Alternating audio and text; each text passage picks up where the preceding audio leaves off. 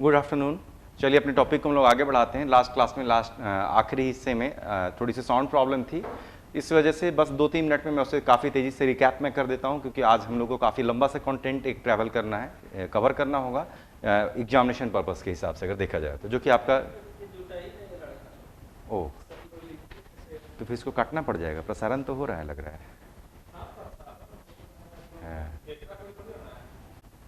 Good afternoon. चलिए अपने contents को हम लोग आगे बढ़ाते हैं। लास्ट क्लास का जो आखिरी 5 मिनट का हिस्सा था थोड़ा सा डिस्टर्बिंग रहा था, तो इसलिए उसे मैं बस ऐसे शब्दों में रिपीट कर देता हूँ। ऑलरेडी आपके पास इमेज तो होगा या आपने उसका स्क्रीनशॉट्स वगैरह लेकर रखे ही होंगे, या वीडियो को आप प्लेबैक करके देख सकते हैं। मैं तेजी से उसे रिकैप करता हूँ। तो लास्ट क्लास में हम ये देखने की कोशिश कर रहे थे कि टेस्टिस के अंदर जो सेमिनिफेरस ट्यूब्यूल्स जो हाईली कॉइल्ड डक्ट होते हैं उससी के अंदर स्पर्म की प्रोडक्शन हो रही थी, और स्पर्म की प्रोडक्शन होने किसी घटना को हम लोग नाम देते हैं स्पर्मेटोजेनेसिस। लेकिन जो स्पर्मेटोजेनेसिस नाम की घटना है तो उसको हमने क्या किया था, टोटल 3 हिस्से में डिवाइडेड किया था। शुरुआत में एक खास प्रोसेस हो रहा था, इसको हम लोग नाम दे रहे थे स्पर्मेटिडोजेनेसिस। उसके बाद जो प्रोसेसिंग चल रही थी उसका नाम दे रहे थे हम लोग स्पर्मियोजेनेसिस, को स्पर्मियोटेलियोसिस भी कहते हैं। और लास्टली यहाँ पर जो घटना घट रही जिसके अंतर्गत स्पर्म्स बाहर निकलते थे उसे हम लोग स्पर्मेशन कहते हैं। तो तेजी से मैं उसको रिकैप करता हूँ। तो हम लोगों ने शुरुआत करी थी यहाँ पर सेमिनिफेरस ट्यूब्यूल्स के अंदर 2 तरीके के सेल थे, जो कि आपको ट्यूब लाइक सेल्स थे, जिसको हम लोग पीजीसीज नाम देते थे या प्राइमोडियल जर्म सेल कहते थे। इसके अलावा कॉलमनर सेल्स थे, इसको हम लोग सर्टोलिस सेल्स एंड नर्व सेल्स कहते थे, जो कि हाईली वेस्कुलर हुआ करते थे। उसी तरीके से सेमिनिफेरस ट्यूब्यूल्स के बीच में लिडिक सेल्स हुआ करते थे, ये भी काफी हाईली वेस्कुलर सेल्स हुआ करते थे। और इन्हीं लिडिक सेल्स के ऊपर हार्मोन्स का असर पड़ने की शुरुआत होती थी। कहानी कहां से होती थी? हाइपोथैलेमस से होती थी, जहां से खास तरीके के हार्मोन आते थे, नाम था उसका जीएनआरएफ। उस जीएनआरएफ के प्रभाव में एंटीरियर पिट्यूटरी से 2 तरीके के हार्मोन आते थे, नाम था एफएसएच और एलएच। और एलएच को हम लोग मेल्स में क्या कहते हैं? आईसीएसएच भी कहते हैं। तो सबसे पहले इसी आईसीएसएच नाम के हार्मोन ने क्या किया था, लिडिक सेल्स के ऊपर काम किया था। नतीजा वहां से मिक्सचर ऑफ हार्मोन आए थे, नाम था एंड्रोजेंस। सबसे मुख्य एंड्रोजन का नाम था टेस्टोस्टेरोन। और टेस्टोस्टेरोन कहां पर चला गया? उसे ब्लड वेसल में डाल दिया, क्योंकि लिडिक सेल्स तो हाईली वेस्कुलर होते हैं। और इस तरीके से जो एंड्रोजेंस आप कह दें या टेस्टोस्टेरोन आप इसे कह दें, ब्लड वेसल्स होते हुए पूरे शरीर में फैल गया। और पूरे शरीर में फैलने के बाद अब वो सेमिनिफेरस ट्यूब्यूल्स के अंदर भी पहुंचेगा। किसके जरिए पहुंचेगा? Sertoli cells and nerve cells के जरिए पहुंचता है, जो कि क्योंकि वो भी हाईली वेस्कुलर होते हैं। और Sertoli cells and nerve sales क्या कहते हैं? हाईली वेस्कुलर है। और उसने खास तरीके के प्रोटीन सिक्रीट करके रखा हुआ है, उसका नाम है एबीपी, एंड्रोजन बाइंडिंग प्रोटीन। उसने जैसे ही androgens Sertoli cells and nerve cells के पास पहुंचते हैं, उसने उसे एंड्रोजन बाइंडिंग प्रोटीन की मदद से क्या किया? कैप्चर कर लिया। और नतीजा सेमिनिफेरस ट्यूब्यूल्स के अंदर एंड्रोजेंस आप कह दें या टेस्टोस्टेरोन कह दें, उसकी मात्रा काफी बढ़ गई। और अब इसकी वजह से क्या होते थे? प्राइमोडियल जर्म सेल या जो प्राइमरी जर्म सेल जिसको हम पीसीसी कहते हैं, स्टेम सेल्स हैं, वो काफी तेजी से डिवाइड करते थे। सारे के सारे सेल अभी शुरुआती सेल से डिप्लॉयड हैं, तेजी से डिवाइड करके वो जो भी सेल्स बनाते थे उसे हम लोग नाम देते थे स्पर्मेटोगोनिया। 2 वैरायटी के थे। अगर उसके साइड में कोई ग्रोथ नहीं हो रही उसे हम लोग कहते थे टाइप ए स्पर्मेटोगोनिया। लेकिन जिसके साइड में ग्रोथ होने लगती थी उसे हम लोग नाम देते थे टाइप बी स्पर्मेटोगोनिया। यानी जिसने ग्रोथ फेज में इंटर कर लिया उसका नाम था टाइप बी स्पर्मेटोगोनिया। और जब वो ग्रोथ फेज से जब बाहर निकल आएंगे उसका नाम पड़ जाता था प्राइमरी स्पर्मेटोसाइट। यानी प्राइमोडियल जर्म सेल हो या टाइप ए स्पर्मेटोगोनिया हो या टाइप बी स्पर्मेटोगोनिया हो या कि प्राइमरी स्पर्मेटोसाइट हो, ये सारे के सारे सेल्स हुआ करते थे डिप्लॉयड। लेकिन प्राइमरी स्पर्मेटोसाइट क्या करता था? मियोसिस 1 कंप्लीट करके 1 से 2 सेल में कन्वर्ट हो जाते थे पहले सारे के सारे। अब तो हैप्लॉयड हो गए, क्योंकि मियोसिस 1 के बाद क्रोमोसोम्स की संख्या आधी हो जाती है। और फिर फर्दर मियोसिस 2 को प्रोसेसिंग को करने के बाद उससे टोटल लास्टली हमने कितने सेल दिखते थे? टोटल 4 सेल दिखते थे। चारों के सारे बिल्कुल गोल तरीके के दिखते थे। अभी किसी में भी स्पर्म्स की कोई भी पहचान नजर नहीं आ रहे हैं। और इन्हीं सेल्स का नाम रखते थे हम लोग स्पर्मेटिड। यानी लास्टली कंक्लूजन यही निकलता है कि एक प्राइमरी स्पर्मेटोसाइट जो कि डिप्लॉयड सेल था, उससे लास्टली कितने स्पर्मेटिड्स बनते थे? तो एक प्राइमरी स्पर्मेटोसाइट जो कि डिप्लॉयड सेल थे, उससे लास्टली 4 हैप्लॉयड सेल्स बनते थे। चारों के चारों राउंडेड दिखते थे। इन्हीं सेल्स को हम लोग नाम देते हैं स्पर्मेटिड्स। और अभी तक जो भी घटनाक्रम यहाँ हम देखते थे, इसी घटनाक्रम को हम लोग कहते थे स्पर्मेटिडोजेनेसिस। और इस घटनाक्रम को अंजाम किसने दिया? एंड्रोजेंस ने अंजाम दिया, क्योंकि सेमिनिफेरस ट्यूब्यूल्स के अंदर अभी उसकी मात्रा बढ़ी हुई है। अब ये स्पर्मेटिड्स क्या करते थे? Sertoli cells and nerve cells के पास जाते थे, उसके अंदर चले जाते थे। और Sertoli cells and nerve sales FSH hormone के प्रभाव में, और हाईली वेस्कुलर वो ऑलरेडी हैं, तो हाईली वेस्कुलर होने की वजह से सर्टोली सेल्स से नर्व सेल्स के अंदर न्यूट्रिशन की कोई कमी नहीं है, प्लस एफएसएच हार्मोन भी वहां आराम से पहुंच रहे हैं। और इसी एफएसएच हार्मोन के प्रभाव में सर्टोली सेल्स या नर्व सेल्स के अंदर स्पर्मेटिड्स स्पर्म्स में कन्वर्ट हो जाते थे। इसी प्रक्रिया को हम नाम देते थे स्पर्मियोजेनेसिस या स्पर्मियोटेलियोसिस। यानी सिंपल सा कॉन्सेप्ट था, स्पर्मियोजेनेसिस या स्पर्मियोटेलियोसिस की घटना को किसने अंजाम दिया? तो आंसर होगा एफएसएच ने अंजाम दिया। घटनाक्रम कहां हो रही है? Sertoli cells and nerve cells के अंदर हो रही है। यानी कि स्पर्मेटिड अंदर गए तब स्पर्मियोजेनेसिस या स्पर्मियोटेलिसिस घटना हुई। लेकिन मैंने पहले ध्यान आपका आकर्षित यहां पर करा दिया था, एनसीईआरटी में थोड़ा सा यहां पर लिखने का तरीका अलग है। उसने कहा कि स्पर्मियोजेनेसिस होने के बाद स्पर्म्स जाकर उसके अंदर बैठे हैं। ये थोड़ा सा गलत तरीका नजर आता है। लेकिन लास्टली स्पर्म्स अब तो बन चुके हैं, अब वो स्पर्म्स सेमिनिफरस ट्यूब से बाहर निकलेंगे, इसी घटनाक्रम को लोग नाम देते थे स्पर्मिएशन।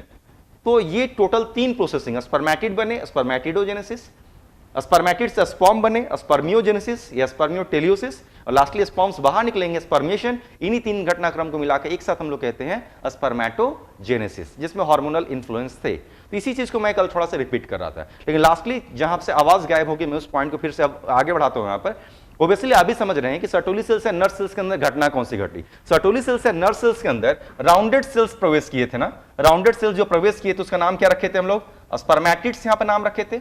लेकिन ये जो राउंडेड सेल्स जो स्पर्मेटिड्स है, स्पर्मेट भले ही हैप्लॉइड सेल है लेकिन एक सेल ही तो है, यानी सेल है तो इसके अंदर न्यूक्लियस होगा, न्यूक्लियस हो गए, जितने भी सेल ऑर्गेनल्स हैं वो सारे के सारे सेल ऑर्गेनल्स होंगे।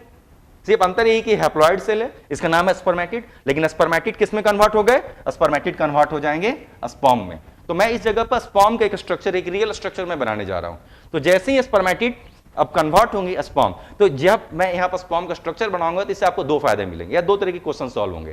पहला तो स्पर्म के स्ट्रक्चर में क्या क्या नाम आने वाले हैं या उनका क्या क्या काम होगा वगैरह वगैरह, और दूसरा ये समय एक क्वेश्चन और भी सॉल्व होगा कि जो स्पर्मेटिड है, स्पर्मेटिड से जब स्पर्म में कन्वर्ट हुए तो इस स्पर्मेटिड के किसी भी सेल ऑर्गेनल का क्या हुआ, यानी स्पर्मेटिड के किस सेल ऑर्गेनल ने स्पर्म्स के किस हिस्से का निर्माण किया होगा। इससे 2 तरीके के क्वेश्चन सॉल्व होंगे। तो चलिए इस जगह पर मैं क्या करता हूं, स्पर्म्स की इमेज को पहले बनाता हूं। चलिए स्पर्म का एक रियल इमेज में बनाता हूं तेजी से। हालांकि आपके एनसीईआरटी में उतना डिटेल स्ट्रक्चर नहीं है, लेकिन फिर भी मैं कोशिश करता हूं थोड़ा डिटेल बनाने की।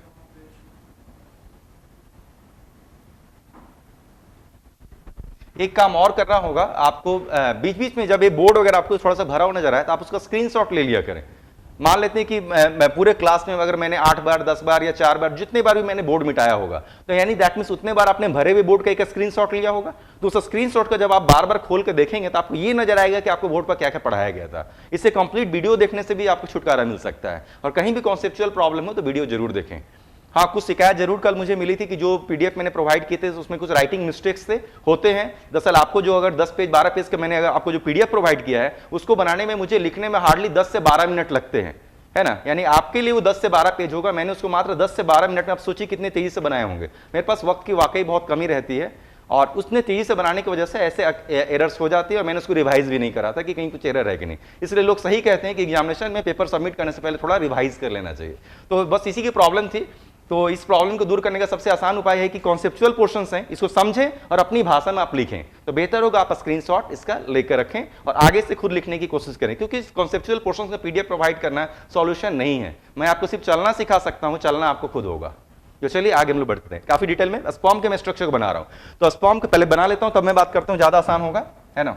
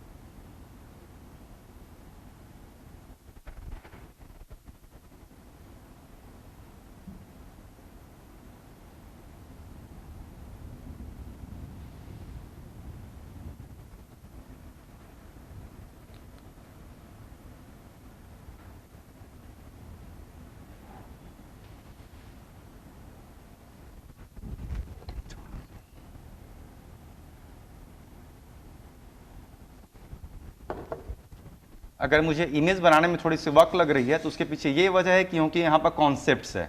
मैं चाह रहा हूँ कि जो मैं यहाँ पर जो शब्द बोलने वाला हूँ आपको नजर आए, वो आपको दिखे, इसलिए मैं यहाँ पर थोड़ा सा आराम से बना रहा हूँ जिससे आपको नजर आए।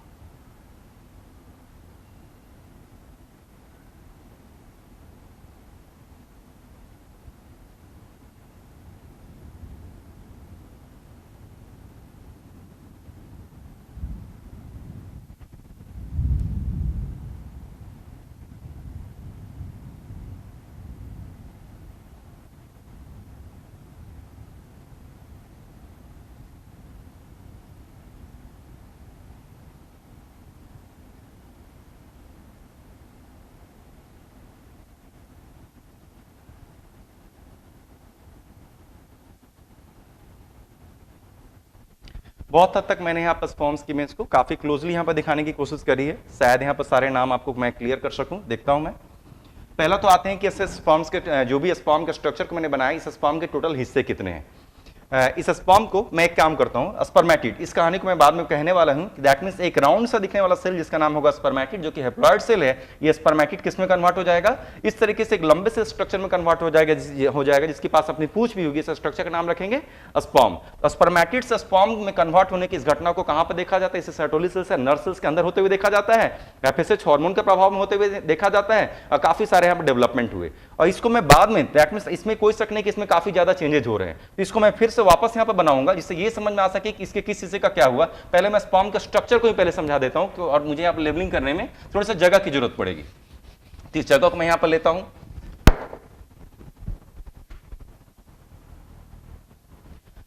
जूम करने बोल रहा है, कोई है ही नहीं। चलिए देखते हैं, पहले इसके मैं नामकरण करता हूं। तो इस पूरे स्ट्रक्चर में शुरू के इतने दूर का जो हिस्सा आपको दिख रहा है, शुरू के इतने दूर के हिस्से को हम लोग कहते हैं हम लोग हेड, इतने दूर के हिस्से का नाम रखेंगे हेड। उसके बाद बीच में जो थोड़ा सा आपको सकरा, थोड़ा सा नैरो एरिया दिख रहा है, इस हिस्से को हम लोग कहते हैं नेक। उसके बाद फिर से आपको जो काफी चौड़ा सा हिस्सा दिख रहा है, इतने दूर के हिस्से को हम लोग कहते हैं हम लोग मिडिल पीस, इसका नाम होगा मिडिल पीस। और लास्टली ये जो आखिरी हिस्सा जो आपको काफी लंबा सा दिख रहा है, इस हिस्से का नाम है टेल। यानी पहला तो क्वेश्चन मैंने यहां पर सॉल्व किया कि इसके टोटल हिस्से कितने, इसके हिस्से हैं टोटल 4 हिस्से हैं। शुरू के इतने दूर के सबसे मोटे से हिस्से का नाम है हेड, बीच के काफी नैरो हिस्से का नाम है नेक, उसके बाद मिडिल पीस का नाम होगा, उसका टेल के हिस्से का नाम होगा। अब चलिए इन सबके अंदर अब डिटेल में मुझे चलने की जरूरत है, इन सबके अंदर क्या क्या। अब शुरुआती इतने दूर के हिस्से को अगर हम लोग हिट कहेंगे, वैसे कोई भी सेल होता है तो स्पर्म भी तो एक सेल है तो उसके बाहर की कवरिंग है, कवरिंग को क्या कहेंगे, सेल मेम्ब्रेन कहेंगे। तो अगर आप पूरे स्ट्रक्चर को देखें तो मैंने क्या किया है कि ब्लैक कलर से एक लाइन अंदर पूरी की पूरी बना कर रखी है ना। हमने यहाँ पर क्या किया है, ब्लैक कलर की एक पूरी की पूरी लाइन यहाँ पर बनाकर रखी है, और ये जो भी लाइन है बनाकर रखी है सेल मेम्ब्रेन को रिप्रेजेंट करता है, यानी जो ब्लैक लाइन है वो सेल मेम्ब्रेन है फिलहाल, ठीक है। लेकिन आपने देखा होगा कि इस ब्लैक लाइन के बाहर में भी, सेल मेम्ब्रेन के बाहर में भी हमने काफी मोटी सी एक रेड कवरिंग कुछ बनाने की कोशिश की है। इस कवरिंग का भी नाम रखेंगे, है ना, कवरिंग का नाम भी रखेंगे, लेकिन जब नाम रखेंगे तब इसका मैं उपयोग भी बताऊंगा, यहां पर उसकी लोकेशन भी बताऊंगा, लेकिन तब तक पहले मैं उसके अंदर चलता हूं। तो बाहर में आपको जो ब्लैक कलर की लाइनिंग दिख रही है, इसका नाम होगा सेल मेम्ब्रेन। इतने दूर के हिस्से जिसको हम लोग हेड कह रहे हैं, इस हेड के हिस्से में टोटल 2 कंपोनेंट है। इस हेड के हिस्से में अगर देखा जाए तो एक बहुत बड़े साइज का आपको एक न्यूक्लियस यहां पर नजर आ रहा है, न्यूक्लियस, और उस न्यूक्लियस के ऊपर थोड़ा सा एक और टोपी नुमा एक कैप लाइक स्ट्रक्चर नजर आ रहा है। कैप लाइक स्ट्रक्चर का नाम रखेंगे हम लोग एक्रोजोम, ठीक है। चलिए अब डिटेल में चलने की बारी है। तो आपको मैंने कहा कि हेड लोकेशन में, हेड वाले पोर्शन में क्या नजर आ रहे हैं, एक न्यूक्लियस नजर आ रहा है। न्यूक्लियस का शेप पूछेगा तो ऑब्वियसली हैप्लॉइड न्यूक्लियस है, शेप कैसा रहेगा, ओवल शेप्ड होगा। लेकिन ओवल शेप्ड, एक अंडे को आप इमेजिन कीजिए, तो ओवल शेप्ड होने के बावजूद क्या उसके ऊपर का हिस्सा पॉइंटेड नहीं हो जाता है, पॉइंटेड हो जाता है। तो एग्जैक्टली इसका न्यूक्लियस ओवल शेप्ड होगा और इसके ऊपर का हिस्सा कैसा होगा, पॉइंटेड होगा। अब डिफरेंस पूछेगा, चलिए मैं डिफरेंस भी बोलता चला जाता हूं, बेहतर होगा संग संग भी चले। तो स्पर्मेटिड था, स्पर्मेटिड से स्पर्म में कन्वर्ट हुआ, तो आखिर स्पर्मेटिड का जो न्यूक्लियस था वही तो स्पर्म के न्यूक्लियस में कन्वर्ट हुआ। लेकिन क्या चेंज आया, काफी चेंजेज आ गए। पहला तो न्यूक्लियस है, तो न्यूक्लियस के अंदर क्या होता है, न्यूक्लियोप्लाज्म होता है, फ्लूइड होता है न्यूक्लियोप्लाज्म। वो न्यूक्लियोप्लाज्म लगभग डिसअपीयर हो गया, यानी स्पर्मेटिड के न्यूक्लियस में न्यूक्लियोप्लाज्म थे, लेकिन स्पर्म के न्यूक्लियस में न्यूक्लियोप्लाज्म नहीं है, पहला डिफरेंस। और क्या क्या डिफरेंस आया, तो स्पर्मेटिड के न्यूक्लियस के कंपोनेंट्स क्या क्या होते हैं आपने क्लास 11 में भी सुने होंगे, और क्लास 12 में जेनेटिक्स पोर्शन में आप उसको काफी डिटेल में पढ़ेंगे, फिर भी मैं आपको बताता हूं। न्यूक्लियस में मुख्यतः 5 कंपोनेंट होते हैं, न्यूक्लियस में मुख्यतः 5 कंपोनेंट्स यहां पर होते हैं। उस 5 कंपोनेंट में से सिर्फ 2 ही कंपोनेंट स्पर्मेटिड के न्यूक्लियस से इस स्पर्म के न्यूक्लियस में कन्वर्ट हो गए, एक है बेसिक प्रोटीन और एक है डीएनए। यानी कि इसके न्यूक्लियस से इसके न्यूक्लियस में क्या आ गए, सिर्फ बेसिक प्रोटीन्स और डीएनए ही आए, जबकि एसिडिक प्रोटीन्स, आरएनए और न्यूक्लियोलस पूरी तरीके से डिसअपीयर हो गए। यानी कि पहला तो न्यूक्लियोप्लाज्म डिसअपीयर था ही, और संग संग इसके न्यूक्लियस से इसके न्यूक्लियस में आते आते एसिडिक प्रोटीन्स गायब हो गए, न्यूक्लियोलस गायब हो गए और आरएनए गायब हो गए। बच के गए इसके न्यूक्लियस में सिर्फ बेसिक प्रोटीन्स और डीएनए है। तो देखिए मैंने दोनों चीज आपको बताया, पहले इसका शेप बताया कैसा है, ओवल शेप्ड है, एंटरली पॉइंटेड है, और दूसरा मैंने बताया इसकी कंपोजिशन क्या है, इसमें सिर्फ बेसिक प्रोटीन्स और डीएनए ही है। एक और चीज ध्यान रखिएगा, लेकिन ये जो न्यूक्लियस है, इस न्यूक्लियस के जो नीचे का हिस्सा है ना, वो थोड़ा सा फ्लैट है, यानी बिल्कुल अंडे की तरह बिल्कुल गोल नहीं है नीचे का हिस्सा, बल्कि नीचे का हिस्सा क्या है, थोड़ा सा फ्लैट है। वो फ्लैट क्यों है, थोड़ी देर बाद मैं आपको बताऊंगा, थोड़ी देर में अभी उस पर आएंगे। लेकिन चलिए इस न्यूक्लियस के ऊपर चलते हैं। तो न्यूक्लियस कहां पर मौजूद है? हेड में। लेकिन इसी न्यूक्लियस के ऊपर में आपको एक छोटा सा टोपीनुमा स्ट्रक्चर नजर आ रहा है। इस टोपीनुमा स्ट्रक्चर का नाम रख रहे हैं हम एक्रोजोम। इस एक्रोजोम के अंदर सुनने वाला पोर्शन है, सब कॉन्सेप्चुअल पोर्शन, ध्यान से सुनिए। मेरे ख्याल से लिखा हुआ, जो मैंने पीडीएफ प्रोवाइड किया उसमें लिखा हुआ है अभी, है ना, बाद में आप आराम से लिख भी सकते हैं, डाउट होगा तो पूछ भी सकते हैं। तो इस न्यूक्लियस के ऊपर में क्या है? एक टोपीनुमा स्ट्रक्चर है। टोपीनुमा स्ट्रक्चर में को हम लोग क्या कहते हैं? पहले तो कह रहे हैं एक्रोजोम। लेकिन इस एक्रोजोम के अंदर 3 तरीके के एंजाइम्स के मिक्सचर हैं। पहले मैंने कहा एक्रोजोम के अंदर 3 तरीके के एंजाइम के मिक्सचर हैं। तो पहले तो एंजाइम के मिक्सचर का नाम लेना पड़ेगा। तो इसके अंदर जो एंजाइम्स के मिक्सचर भरे पड़े हैं उसका नाम होता है स्पर्म लाइसिन्स। यानी अगर कहा जाए कि इसके अंदर जो भी 3 तरीके के एंजाइम के मिक्सचर हैं उसको एक साथ क्या कहेंगे? तो कहेंगे स्पर्म लाइसिन्स। स्पर्म लाइसिन्स क्यों? क्योंकि स्पर्म के अंदर है, और लाइसिन क्यों? तोड़ने वाले हैं, लाइसिस करने वाले। किसको तोड़ने वाले हैं? आगे आप देखेंगे ओवम के बाहर में टोटल जो 3 लेयर्स होंगे, उस 3 लेयर को तोड़ने के लिए इसके पास 3 तरीके के एंजाइम के मिक्सचर हैं। यानी इस एक्रोजोम नाम के स्ट्रक्चर के अंदर जो भी एंजाइम्स भरे पड़े हैं उसका नाम है स्पर्म लाइसिन्स। और 3 ही एंजाइम क्यों भरे पड़े हैं? क्योंकि ओवम के बाहर में 3 लेयर मिलेंगे और तीनों को तोड़ने के लिए एक अलग अलग एंजाइम है। तो उस 3 एंजाइम का नाम क्या है? मैं ऐसे बोल रहा हूं, फिलहाल लिखने की जरूरत नहीं, ऑलरेडी पीडीएफ आपको दिया हुआ है। तो उस 3 एंजाइम में सबसे पहला एंजाइम जो यहां पर आएगा उसका नाम रखते हैं हम लोग हाइलुरोनिडेज। इसका नाम रखेंगे हाइलुरोनिडेज। चलिए मैं यहां पर हल्का सा लिखता भी हूं, साइड में यहां पर लिखता हूं। तो इसके अंदर एक्रोजोम, कौन सा हेडिंग हम लोग पढ़ रहे हैं? एक्रोजोम। एक्रोजोम, एक्रोजोम के अंदर जो भी मिक्सचर ऑफ एंजाइम उसका नाम क्या है? Sperm lysines. Sperm lysines. लेकिन स्पर्म लाइसिन्स खुद कितने एंजाइम का मिक्सचर है? तो 3 एंजाइम का मिक्सचर है। एक का नाम रखते हैं हम लोग हाइलुरोनिडेज, दूसरे का नाम रखते हैं corona penetrating enzyme, corona penetrating enzyme, और तीसरे का नाम रखते हैं हम लोग जोनालाइसिन्स, जोनालाइसिन्स। और जोनालाइसिन्स को ही एक्रोजिन भी कहा जाता है। एक चीज ध्यान रखिएगा, आपको इस क्लास में बताए हुए जितने लाइंस आपको मैं प्रयोग कर रहा हूं, आपको हर लाइन कहीं ना कहीं ऑब्जेक्टिव क्वेश्चन में दिखेगा, इसलिए you can't miss even a single line, है ना। ओब्वियसली एनसीईआरटी से बहुत बाहर हैं, लेकिन जितना भी बाहर क्यों उन्हें निकल जाए, ये सारे लाइंस आपको जितने क्वेश्चंस आप सॉल्व करते हो जरूर मिलता चला जाएगा। इसलिए ध्यान तो आपको देना ही पड़ेगा यहाँ पर, है ना। तो मैं इसको देखना हूं फिर से आगे। तो इस एक्रोजोम, टोपीनुमा स्ट्रक्चर एक्रोजोम, उसके अंदर जो एंजाइम के मिक्सचर है उसका नाम है स्पर्म लाइसिन। लेकिन कितने तरीके के एंजाइम्स उसमें? 3। स्पर्म लाइसिन क्यों? क्योंकि स्पर्म के पास है, ओवम के बाहर के 3 लेयर को तोड़ेगा, और तीनों लेयर को तोड़ने के लिए जो 3 एंजाइम उसका नाम होगा हाइलुरोनिडेज, कोरोना पेनिट्रेटिंग एंजाइम और जोनालाइसिन, जिसको एक्रोजिन भी कहेंगे। अब रहा सवाल, अगर आपको यहां पर यह जानने की इच्छा है, अगर आपको यहां पर यह जानने की इच्छा है कि ये जो 3 एंजाइम है ओवम के बाहर के किस 3 लेयर को तोड़ेंगे, तो रहा सवाल, ये तो आपको तब समझ में आएगा जब मैं आपको ओवम के बाहर के 3 लेयर्स पढ़ाऊंगा। यानी कि अभी हम लोग को क्या कवर करना है? इस पूरे स्ट्रक्चर को कवर करने के बाद ओवम का फॉर्मेशन कैसी होगी, फिर ओवम का स्ट्रक्चर क्या होगा, उसके बाहर की कवरिंग्स क्या होगी। जैसे ही जब ये ध्यान रखिएगा, जैसे ही मैं आपको कवरिंग पढ़ाऊंगा तो वापस इस जगह पर हम आएंगे और तब आपको ये समझाने की कोशिश करेंगे कि इसमें से किस एंजाइम ने किस लेयर को तोड़ने में हिस्सा लिया होगा। यानी इस 3 एंजाइम को मुझे फिलहाल यहीं तक सिर्फ नाम रखकर छोड़ देना होगा, इसका प्रयोग करेंगे जब ओवम की कवरिंग हम लोग पढ़ेंगे, और आज की ही क्लास में मुझे वो भी कवर करना है। मुझे एक रिक्वेस्ट यहां पे दिख रही है, sir please be a little slow. आज मुझे 2 क्लास अलॉट हुए हैं, 2 क्लासेस लिए अलॉट हुए हैं, क्योंकि मुझे कंप्लीट oogenesis और इवन स्ट्रक्चर ऑफ ओवम भी पूरी तरीके से खत्म कर देना होगा। यानी कि इसको आज ही प्रयोग करने की जरूरत पड़ेगी। तो लिटिल बिट स्लो होने का मतलब है कि आपका सिलेबस भी कवर नहीं होगा, जितना एग्जाम में क्वेश्चन आएगा उससे पहले ही रह जाएंगे, दिक्कत आपको आ जाएगी। और मैं काफी स्लो चल रहा हूं, एक चीज और आप ध्यान दीजिएगा, मैं कुछ लाइंस को काफी दफा रिपीट करता हूं, और रिपीट करने की वजह से आपको लगता है कि तेजी से मैं बोल रहा हूं, इसमें आपका ही फायदा है। तो ये स्लो ही है मेरे हिसाब से, ज्यादा तेज अभी तक आप देखिए मैंने कुछ सिलेबस बहुत ज्यादा आगे नहीं बढ़ाया है, सिर्फ तेजी, बस बेसिक स्ट्रक्चर ऑफ स्पर्म में हम लोग फंसे हुए हैं। चलिए आगे बढ़ते हैं।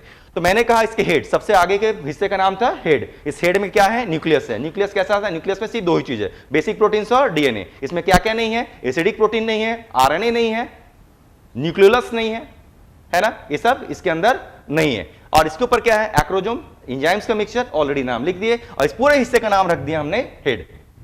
हेड के नीचे क्या? हेड के नीचे जो नैरो स्पेस आपको नजर आ रहा है, जो सक्रेस स्पेस आपको नजर आ रहा है, उस सक्रेस इमेज को हम लोग कहते हैं, सक्रेस स्ट्रक्चर को हम लोग कहते हैं नेक। हम लोग में तो नेक तो थोड़ा सा पतला स्ट्रक्चर है, हेड ऊपर चौड़ा है, उसके नीचे नेक पतला है, ठीक इसी तरीके से हेड चौड़ा है, उसके नीचे नेक पतला है। नेक में क्या है? तो नेक में 2 सेंट्रियोल है। जो ऊपर की तरफ आपको रेड कलर से एक स्ट्रक्चर, एक सेंट्रियोल मैंने दिखाया है, इसका नाम है प्रॉक्सिमल सेंट्रियोल, और नीचे की तरफ आपको एक ओवल शेप एक सेंट्रियोल मैंने दिखाया, इसका नाम है डिस्टल सेंट्रियोल। प्रॉक्सिमल और डिस्टल नाम क्यों पड़ा? दोनों सेंट्रियोल हैं। प्रॉक्सिमल का मतलब होता है नजदीक, डिस्टल का मतलब होता है दूर। तो प्रॉक्सिमल सेंट्रियोल इसे क्यों कहते हैं? क्योंकि न्यूक्लियस के नजदीक है, इसलिए प्रॉक्सिमल सेंट्रियोल। और इसे डिस्टल सेंट्रियोल क्यों कहते हैं? क्योंकि न्यूक्लियस से दूर है, इसलिए हम लोग कहते हैं डिस्टल सेंट्रियोल। तो पहला तो क्वेश्चन रहा कि नेक में क्या कहें, तो 2 सेंट्रियोल, एक का नाम प्रॉक्सिमल सेंट्रियोल, एक का नाम डिस्टल सेंट्रियोल। दूसरा क्वेश्चन पर आ रहे हैं इसी सेंट्रियोल का, दोनों का स्ट्रक्चर पूछेगा। अगर आप देखें तो प्रॉक्सिमल दोनों ओवल शेप्ड हैं, लेकिन जो ऊपर की तरफ सेंट्रियोल, जो प्रॉक्सिमल सेंट्रियोल है, उसको मैंने क्या बनाया है? उसको मैंने ट्रांसवर्सली ओवल बनाया है। और नीचे की तरफ जो सेंट्रियोल है, जिसे हम डिस्टल सेंट्रियोल नाम दे, उसे मैंने क्या किया है? उसे मैंने लॉन्गिट्यूडनली ओवल बनाया है। ये भी पूछा जाता है जो प्रॉक्सिमल सेंट्रियोल कैसे हैं, तो ट्रांसवर्सली ओवल है, और डिस्टल सेंट्रियोल कैसे हैं? लॉन्गिट्यूडनली ओवल है।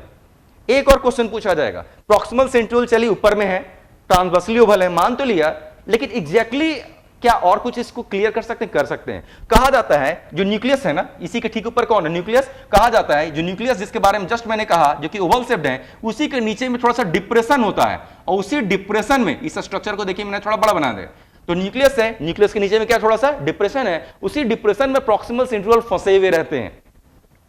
यानी कि इसमें कोई शक नहीं कि न्यूक्लियस हेड का स्ट्रक्चर है, प्रॉक्सिमल सेंट्रियोल नेक का स्ट्रक्चर है, लेकिन प्रॉक्सिमल सेंट्रियोल नेक का स्ट्रक्चर होने के बावजूद न्यूक्लियस के नीचे एक गड्ढे में धसा हुआ रहता है। इस चीज हमेशा ध्यान रखिएगा। तो नेक भी मैंने आपको क्लियर कर दिया। नेक में 2 चीज दिखेंगे, प्रॉक्सिमल और डिस्टल सेंट्रियोल। प्रॉक्सिमल कैसे हैं? ट्रांसवर्सली ओवल, न्यूक्लियस के नीचे में धसे हुए हैं, और डिस्टल कैसे हैं? Longitudinally Oval. और यही दोनों स्ट्रक्चर शेप यहां पर मौजूद हैं।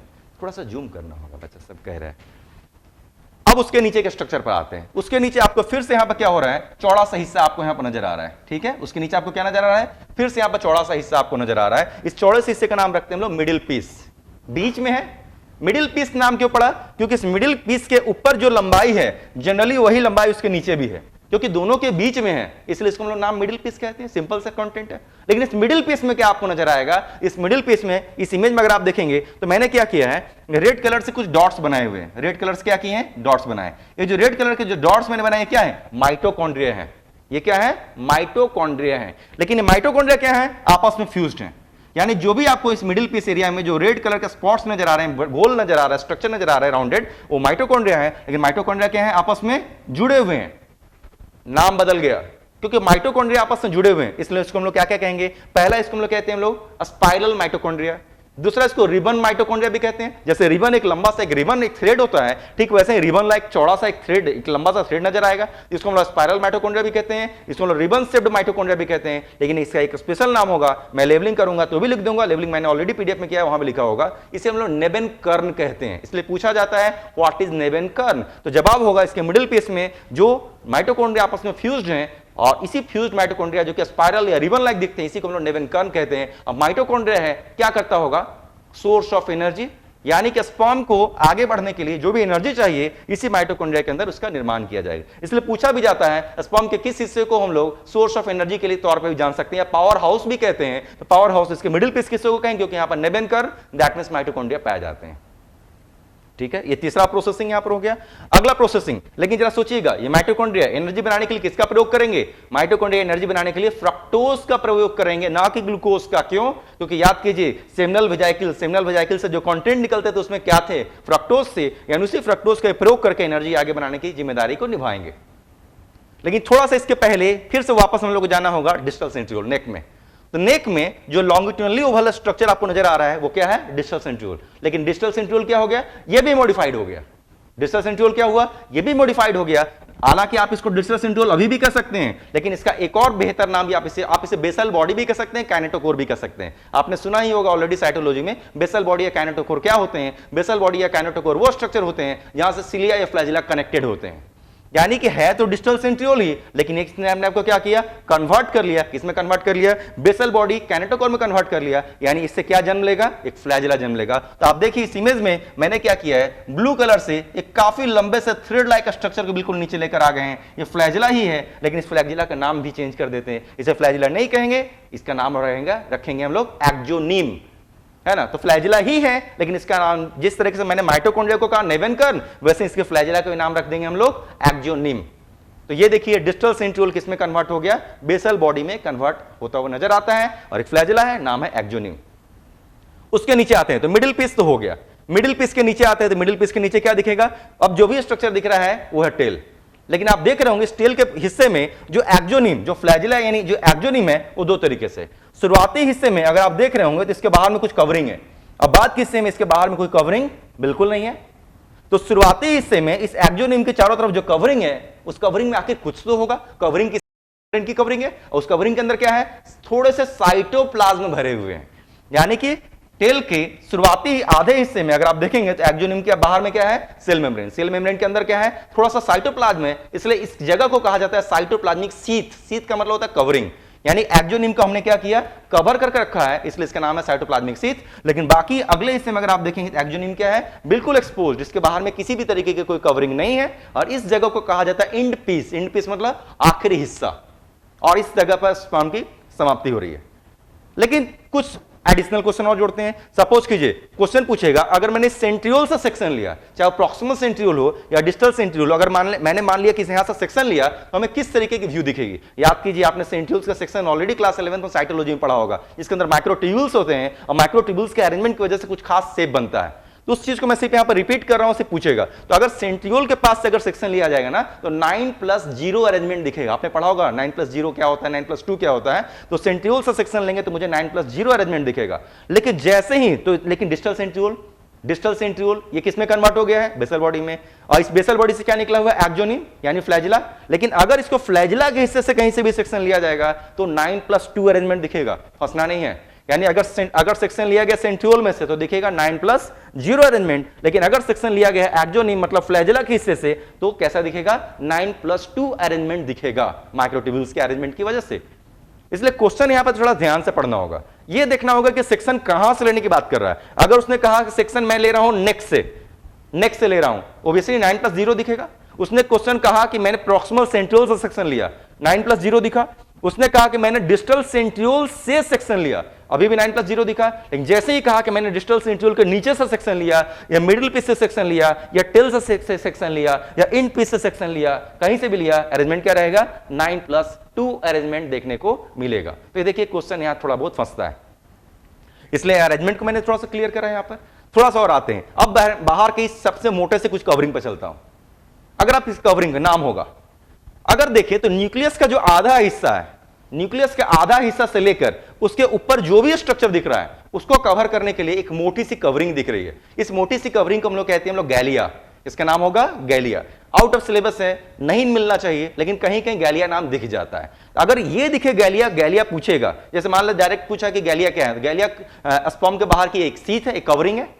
लेकिन दूसरा क्या पूछ सकता है, गैलिया स्पर्म के बाहर के कितने हिस्से को कवर करता है। तो देखिए मैंने एक्सप्लेन ऑलरेडी करके रखा हुआ है। ये न्यूक्लियस के शुरुआती ऊपरी आधे हिस्से को लेकर एक्रोजोम के पूरे हिस्से को कवर करने के लिए जो कवरिंग है, इसको हम लोग कहते हैं गैलिया। उसी तरीके से न्यूक्लियस के बाकी नीचे के आधे हिस्से से शुरू करके पूरे के पूरे मिडिल पीस तक को कवर करने के लिए एक और कवरिंग है, इसका नाम होता है मैनसेक्ट। यानी कि दो बाहरी कवरिंग हम लोग यहां पर डिस्कस कर रहे हैं। प्लाज्मा मेम्ब्रेन तो है ही, plasma membrane is always present, लेकिन प्लाज्मा मेम्ब्रेन के भी बाहर में दो अलग कवरिंग है। एक न्यूक्लियस के ऊपरी आधे हिस्से से लेकर ऊपर की तरफ, और एक न्यूक्लियस के निचले आधे हिस्से से लेकर पूरे मिडिल पीस तक। दोनों के नाम, ऊपर वाले को गैलिया कहते हैं, नीचे वाले को मैनसेट कहते हैं। तो ये देखिए मैंने लगभग बहुत कुछ यहां पर आपको क्लियर कर दिया ये किस हिस्से से। तो अभी तक के क्वेश्चन आपके क्या क्या हैं। ऊपर के फुले हुए हिस्से को कहते हैं हम लोग हेड, बीच के नैरो प्लेस को कह रहे हैं नेक, उसके बाद एक वाइड प्लेस है, नाम है उसका मिडिल प्लेस, उसके बाद के हिस्से को कह रहे हैं हम लोग टेल। फिर से नामकरण करते हैं। हेड में क्या था, न्यूक्लियस है, ओवल शेप्ड है, एंटीरियरली पॉइंटेड है, और ऊपर में क्या है, एक्रोजोम है। एक्रोजोम में 3 तरह के एंजाइम के मिक्सचर है, सबके नाम अलग अलग हैं, एक साथ मिलाकर कहते हैं स्पर्म लाइसिन, जिसका हम लोग प्रयोग करेंगे जब उस जगह तक पहुंचेंगे। उसके बाद न्यूक्लियस की कंपोजिशन ऑलरेडी मैंने कई दफा रिपीट की, जिसमें बेसिक प्रोटीन्स और डीएनए है, बाकी सब कुछ गायब हो चुके। न्यूक्लियस के नीचे में क्या टिका हुआ है, प्रॉक्सिमल सेंट्रियोल एक गड्ढे में धंसा हुआ है, जो कि कैसा दिखता है, ट्रांसवर्सली ओवल दिखता है। डिस्टल सेंट्रियोल कैसा दिखता है, लॉन्गिट्यूडिनली ओवल दिखता है। सेक्शन लेंगे तो कैसा दिखेगा, 9+0 अरेंजमेंट दिखेगा। डिस्टल सेंट्रियोल और किस में कन्वर्ट हो गया है, बेसल बॉडी में कन्वर्ट हो गया है। इसने जन्म दिया फ्लैजिला, जिसको हम लोग कहते हैं एक्सोनिम, जो नीचे से क्रॉस कर रहा है। लेकिन एक्सोनिम को मिडिल पीस के हिस्से में क्या किया जाता है, माइटोकॉन्ड्रिया के रिंग ने घेर कर रखा है, उसका नाम पड़ता है रिबन सेट माइटोकॉन्ड्रिया। आप उसे नेबनकन कर सकते हैं, पावर हाउस भी यहां पर कर सकते हैं, स्पर्म को वहीं से एनर्जी आएगी। और निचले हिस्से में एक्सोनिम को शुरुआती आधे हिस्से में क्या किया गया है, साइटोप्लाज्म ने घेर कर रखा है, नाम है साइटोप्लाज्मिक शीथ। और निचला हिस्सा सबसे आखिरी हिस्सा खाली, इस हिस्से को कहते हैं इंड पीस। तो ये देखिए लेवलिंग का एक मामला आता है, तेजी से मैं इसको लेवलिंग कर देता हूं, और उसका मैं कंपेयर करना होगा कि जो स्पर्मेटिड के किस स्ट्रक्चर ने स्पर्म के किस स्ट्रक्चर का निर्माण किया, और फिर एडिशनल क्वेश्चंस यहां पर जुटेंगे।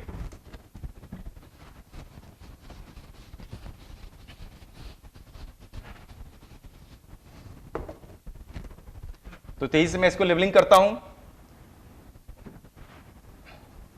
गैलिया, acrosome, nucleus, proximal centriole, distal centriole, इसी को हम लोग और क्या कह रहे हैं, बेसल बॉडी भी कह रहे हैं। स्पाइरल माइटोकॉन्ड्रिया को हम लोग कहते हैं नेवन कर्न।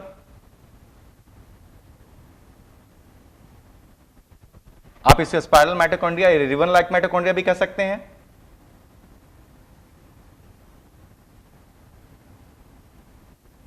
उसके बाद के नीचे के हिस्से में हम लोग को दिख रहा है साइटोप्लाज्म की कवरिंग है, इसलिए इसको हम लोग कहेंगे साइटोप्लाज्मिक शीथ। शीथ का मतलब होता है कवरिंग। और आखिरी हिस्से में एक्जिनिंग खुला हुआ, इस हिस्से को हम लोग कहते हैं इंटपीस। तो ये कुछ बेसिक नाम मुझे यहां पर दिख रहे थे जो यहां पर लिखना चाहिए था। हालांकि एक और एडिशनल क्वेश्चन मैं यहां पर जोड़ता हूं, नहीं पूछना चाहिए, ये सब क्वेश्चंस काफी एडवांसमेंट की तरफ मैं बढ़ रहा हूं। यहां पर मिडिल पीस जहां पर समाप्त हो रहा है और जहां से टेल की शुरुआत हो रही है, यानी मिडिल पीस जहां पर समाप्त हो रहा है, जहां पर टेल की शुरुआत हो रही है, उस स्थान पर भी एक रिंग जैसा एक स्ट्रक्चर नजर आता है। अक्सर नजर आए आवश्यक नहीं है, लेकिन जहां पर मिडिल पीस समाप्त होता है और जहां से टेल की शुरुआत होती है, वहां एक रिंग लाइक स्ट्रक्चर अगर नजर आएगा, जिसका कुछ तो नामकरण देंगे। इसके दो नाम होते हैं, इसको एन्युलस रिंग या जैनसेन्स रिंग भी कहते हैं। तो देखिए, अगर इस इमेज में मैं दिखाना चाहूंगा तो इस इमेज में मुझे एन्युलस रिंग या जैनसेन्स रिंग भी दिख रहा है।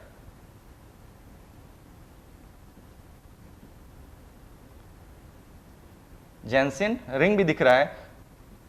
इसको रिंग सेंट्रियोल भी कहा जाता है, इसको रिंग सेंट्रियोल भी कहा जाता है। एक और चीज है, नहीं मिलना चाहिए, लेकिन अगर मिले, पोजीशन पूछेगा, बहुत होगा तो पोजीशन पूछेगा, और पोजीशन पूछेगा तो आंसर होगा at the junction of middle piece and tail. अब जरा देखते हैं, जब फर्टिलाइजेशन की घटना होगी, तो इस स्पर्म में से क्या जाएंगे? आखिर आप ही जानते हैं, जब फर्टिलाइजेशन होगा तो स्पर्म में से कुछ हिस्से होंगे जो कि ओवम के अंदर चले जाएंगे, जिससे कि फर्टिलाइजेशन की प्रोसेस या जो रिप्रोडक्शन की प्रोसेस है वो आगे बढ़े। क्या जाएंगे? तो हमेशा ध्यान रखिएगा, इस पूरी प्रक्रिया में सिर्फ न्यूक्लियस, और न्यूक्लियस से क्या सटा हुआ है? प्रॉक्सिमल सेंट्रियोल्स बिल्कुल सटा हुआ है। सिर्फ यही दोनों स्ट्रक्चर हैं जो कि ओवम के अंदर प्रवेश करेंगे, और बाकी सारे के सारे स्ट्रक्चर बाहर ही रह जाएंगे।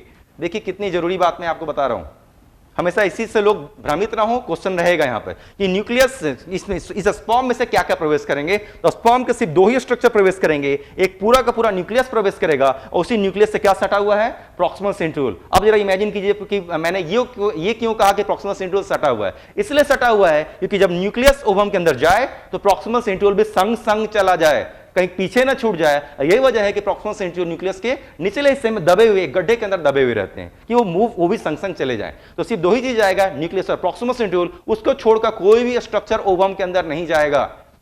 क्या इसका साइटोप्लाज्म अंदर जाएगा? जवाब है नहीं। क्या इसका माइटोकॉन्ड्रिया अंदर जाएगा? जवाब है नहीं। कोई नहीं जाएगा, सिर्फ न्यूक्लियस और प्रॉक्सिमल सेंट्रियोल जाएगा।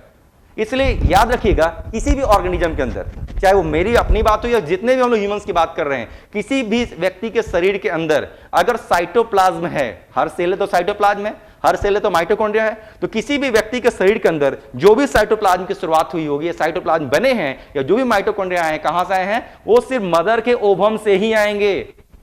स्पर्म से ना ही साइटोप्लाज्म जाने वाला है, ना ही माइटोकॉन्ड्रिया जाने वाला है। इसलिए हमेशा ध्यान रखिए, क्वेश्चन एडवांस क्वेश्चन है। अगर किसी ने पूछ दिया माइटोकॉन्ड्रिया कैरीज, माइटोकॉन्ड्रिया क्या कैरी करता है? जैसे आपने सुना होगा inheritance, paternal inheritance, maternal inheritance. पापा फादर से जो कैरेक्टर आता है उसमें लोग कहते हैं पैटर्नल इनहेरिटेंस, मदर से जो कैरेक्टर आता है उसमें लोग कहते हैं मैटरनल इनहेरिटेंस। यानी किसी भी व्यक्ति के शरीर में जो भी साइटोप्लाज्म होते होंगे या जो भी माइटोकॉन्ड्रिया होते होंगे, वो शुरुआती में कहीं से तो आए होंगे। जब फॉर्मेशन, जब स्ट्रक्चर की शुरुआत हुई थी, कहां से आए थे? मदर से आए थे। इसी को कहा जाता है maternal inheritance. That means mitochondria and cytoplasm they always carries maternal inheritance. तो ये ध्यान रखिएगा, बाकी स्ट्रक्चर यहीं पर बर्बाद हो जाएंगे। तो देखिए बहुत हद तक मैंने इसको क्लियर किया। देख लेता हूं मैं, कुछ खास क्वेश्चन है क्या है सर, गोल्गी बॉडी प्रेजेंट होता है क्या स्पर्म सेल में? बिल्कुल, मैं इसको अभी क्लियर करने वाला हूं। अभी मैं आपको सिर्फ स्पर्म का स्ट्रक्चर समझा रहा था, अब मैं आपको यह समझाने वाला हूं कि आखिर स्पर्मेटिड के किस हिस्से में, इसके किस हिस्से का निर्माण किया। मैंने इस क्लास की शुरुआत वहीं से करी थी, तो चलिए वापस उस चीज को मैं तेजी से रिपीट करता हूं। अब इमेजिन कीजिए स्पर्मेटिड कैसा स्ट्रक्चर था। स्पर्मेटिड तो एक राउंडेड सेल था, इसके पास न्यूक्लियस होंगे, न्यूक्लियस होंगे, सारे के सारे सेल ऑर्गेनल्स होंगे। यानी यहां तो सारे के सारे सेल ऑर्गेनल्स थे, लेकिन वो दिखता कैसा था? राउंडेड। और स्पर्मेटिड किस में कन्वर्ट हो गया? स्पर्म में कन्वर्ट हो गया। तो कहां कहां चेंज हो गए? चलिए मैं वापस आता हूं तेजी से, इस बार ध्यान से सुनते हैं, मेरे ख्याल से आपके क्वेश्चन का आंसर यहां पर मिल जाएगा। आपके क्वेश्चन कैसे मिलेगा? तो पहला तो यहां पर मैंने पहले ही कह दिया, न्यूक्लियस का क्या हुआ। न्यूक्लियस के में कई सारे बदलाव हो गए। पहला तो इसका शेप बदल गया, राउंडेड शेप से कैसा शेप बदल गया? Oval shape.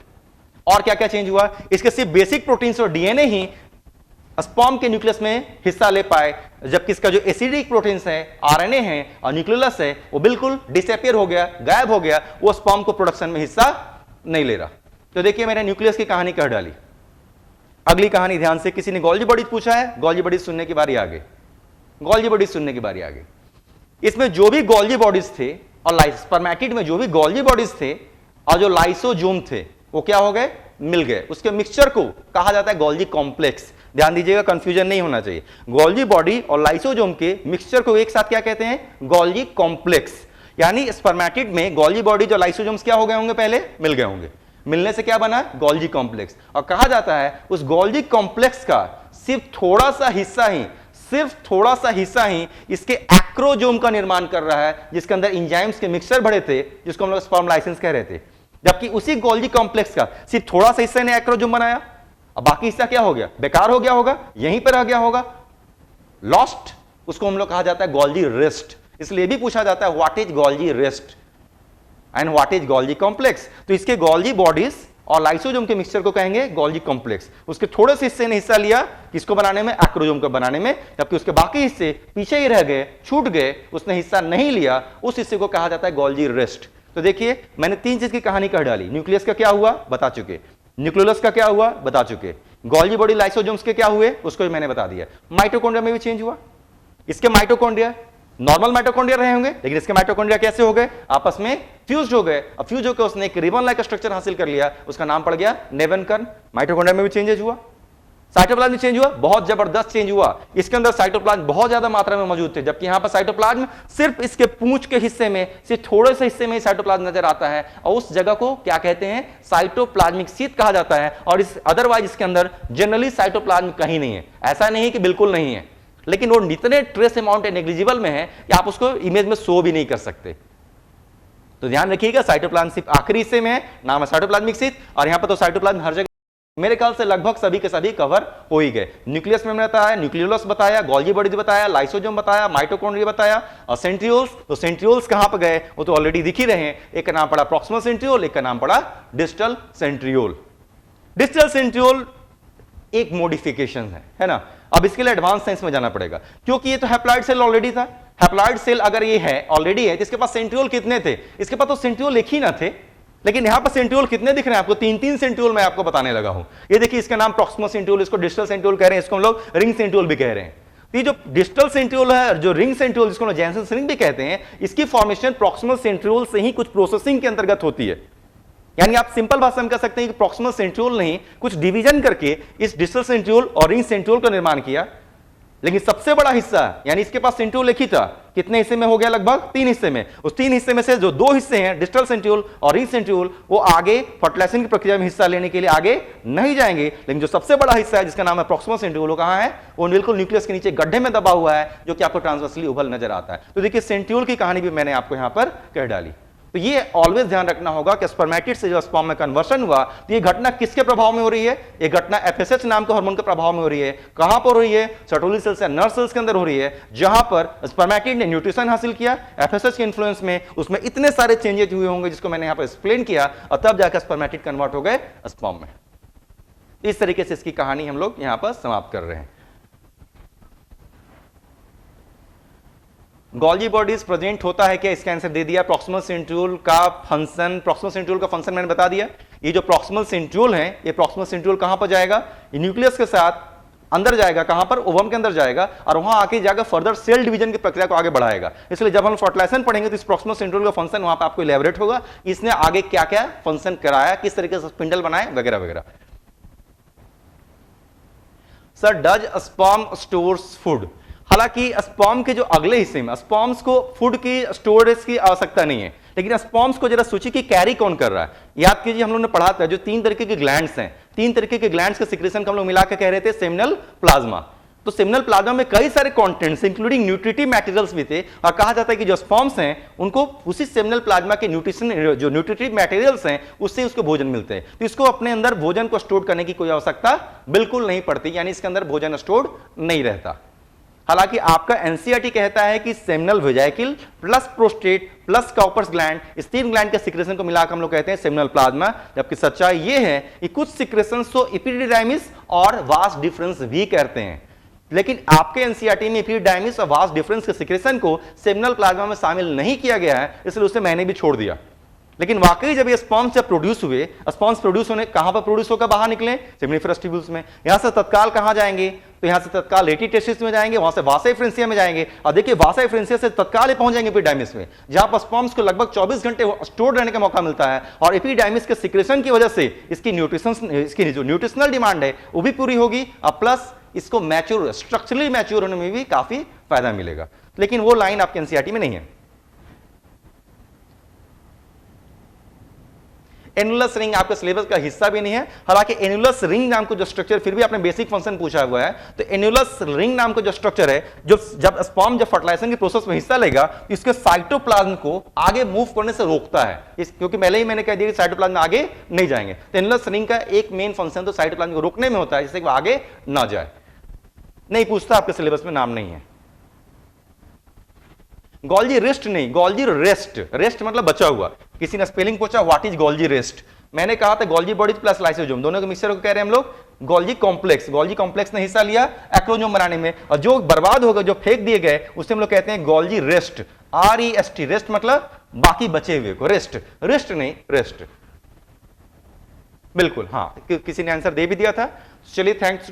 तो इसके आगे क्या करते हैं, कुछ चीज यहां पर, तो अभी तक जो भी प्रोसेसिंग हम लोग देख रहे हैं कहां पर पढ़ रहे हैं हम लोग, ह्यूमन में पढ़ रहे हैं। ये सारी घटनाएं कहां पर चल रही हैं, ये सारी घटनाएं चल रही हैं टेस्टिस के अंदर, और टेस्टिस कहां पर लोकेटेड है, तो ये स्क्रोटम के अंदर लोकेटेड है। क्लियर है। लेकिन क्या सिंपल छोटा सा एक दो ऑब्जेक्टिव क्वेश्चन मुझे छूटा हुआ याद आ रहा है, मैं यहां पर जोड़ देता हूं। लेकिन क्या जितने भी दुनिया के मैमल्स हैं, क्या सभी के टेस्टिस स्क्रोटम के अंदर ही होते हैं, क्या ऑलवेज होते हैं या नहीं होते हैं, ये भी एक ऑब्जेक्टिव क्वेश्चन है। चलिए इसको मैं मिटाकर तेजी से उसको लिखता हूं। अगर आप चाहें तो यहां पर इसका स्क्रीनशॉट ले सकते हैं, मैं 10 सेकंड के लिए हट जा रहा हूं।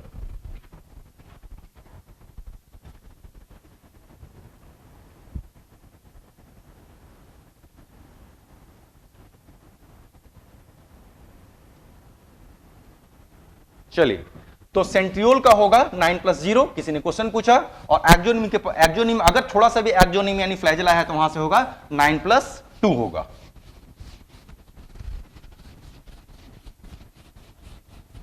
कुछ मैमल्स के नाम पहले मैं यहां पर लिख रहा हूं, है ना, जैसे कि क्या क्या, elephant, elephant, whale, seal, dolphin, echidna, और भी होते होंगे, है ना, लेकिन ये सब काफी फेवरेट नाम है, फेमस नाम है। इनके जो टेस्टिस होते हैं ना, ऑलवेज एब्डोमेन के अंदर ही होते हैं, इसलिए इनके टेस्टिस को हम लोग क्या कहेंगे, इंट्रा एब्डोमिनल टेस्टिस। एब्डोमेन के अंदर है, उसके लिए शब्द क्या होता है, इंट्रा, तो कहेंगे इंट्रा एब्डोमिनल टेस्टिस। वैसे ही कुछ और एनिमल्स के नाम मैं लिख रहा हूं, जैसे कि बैट है, बैट्स, ओटर, पता नहीं ओटर के बारे में अक्सर ऑप्शन में दिखता है, मैं भी उसे नहीं पहचानता हूं, इसलिए उसका लुक मैं नहीं बता सकता। हाँ, लामा मैंने देखा हुआ है। तो ये तीन के बारे में अक्सर क्वेश्चन में दिखता है कि बैट्स, ओटर और लामा, इनके टेस्टिस क्या होते हैं, इनके टेस्टिस क्या होते हैं ना, सीजनली अप एंड डाउन होते हैं।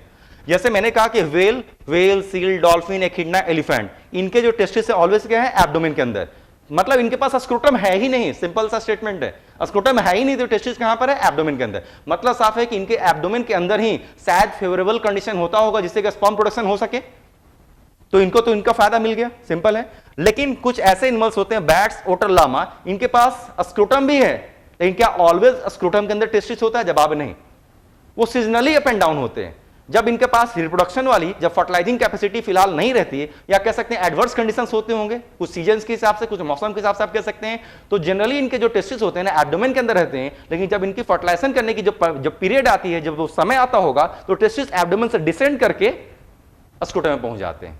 तो ध्यान दीजिए, बैट्स, ओटर, लामा, इसमें क्या है, इंट्रा एब्डोमिनल है, इसमें भी इंट्रा एब्डोमिनल ही है, लेकिन डिसेंड करेंगे, इंट्रा एब्डोमिनल बट डिसेंड्स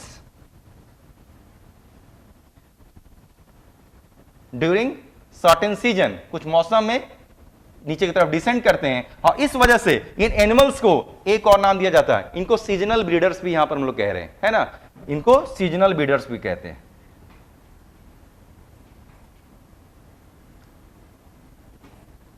तो चलिए छोटा सा एक दो चीज पॉइंट मुझे याद आया तो मैंने इसको क्लियर कर दिया तेजी से। तो हो गया मेरे ख्याल से ये भी ऑब्जेक्टिव क्वेश्चन, और फंक्शंस तो भरे पड़े हैं, इसमें कोई अंत नहीं है अभी। तो अभी हम लोग फंक्शन पे पहुंचे भी कहां है, अभी तो सिर्फ स्ट्रक्चर पे ही है। तो अभी तक हम लोग पढ़ रहे थे स्पर्मेटोजेनेसिस कि मेल में स्पर्म प्रोडक्शन कैसे होगा। अब हम लोग आते हैं oogenesis, यानी फीमेल में ओवम प्रोडक्शन कैसे होगा, जो कि इसकी तुलना में काफी डिफरेंट है, काफी डिफरेंट है, और इसलिए थोड़ा ध्यान से सुनना होगा।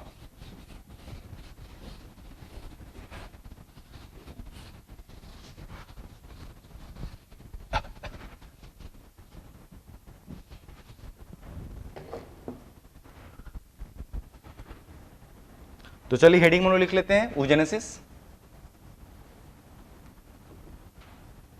मेरा लाइंस को थोड़ा ध्यान से सुनना होगा, मैं इसमें कोशिश यही करूंगा, हालांकि एनसीईआरटी बहुत हद तक सही है, oogenesis एनसीईआरटी में जो लिखा गया बहुत हद तक सही है, लेकिन बहुत सारे लाइंस में लिखे ही नहीं गए। एनसीईआरटी इसी के लिए जाना जाता है, उसके हर एक लाइन को अगर आप एक्सप्लेन करने की कोशिश करेंगे ना, उससे कई सारे लाइंस और भी रिलेटेड होते हैं जो कि क्वेश्चंस बन जाते हैं, लेकिन खुद एनसीईआरटी में मिलता नहीं है। तो आपको ध्यान से सुनना होगा, हर एक लाइन में कुछ ना कुछ क्वेश्चन है, उस लाइन में ही क्लू छुपा हुआ है कि उस क्वेश्चन को कैसे पूछा जाता होगा, और हर लाइन में क्वेश्चन आपको दिखेगा, तो बहुत ध्यान से सुनना है। चलिए इसमें कोई शक नहीं, डिफरेंट है, काफी डिफरेंट है मेल की तुलना में। लेकिन एक वर्ड हमेशा ध्यान रखिएगा, मेल में भी जब तक प्राइमरी शब्द था वो कैसा होता था, डिप्लॉयड, और जैसे ही हैप्लॉयड होता था उसका नाम रखते थे सेकेंडरी। जैसे मेल में आपको सुनने मिला होगा primary spermatocyte and secondary spermatocyte, तो प्राइमरी स्पर्मेटोसाइट क्या थे, डिप्लॉयड, और सेकेंडरी स्पर्मेटोसाइट कैसे थे, हैप्लॉयड। ठीक हालचाल फीमेल में भी होगा, जो प्राइमरी oocyte करके नाम आएगा वो डिप्लॉयड होगा, और सेकेंडरी oocyte जो नाम आएगा वो हैप्लॉयड हो जाएगा। यानी प्राइमरी और सेकेंडरी ऑलवेज एक ही तरीके के होगा, डिप्लॉयड एंड हैप्लॉयड रेस्पेक्टिवली। तो ये थोड़ा सा क्लू तो मैंने आपको दे ही दिया। तो चलिए हम लोग शुरुआत करते हैं।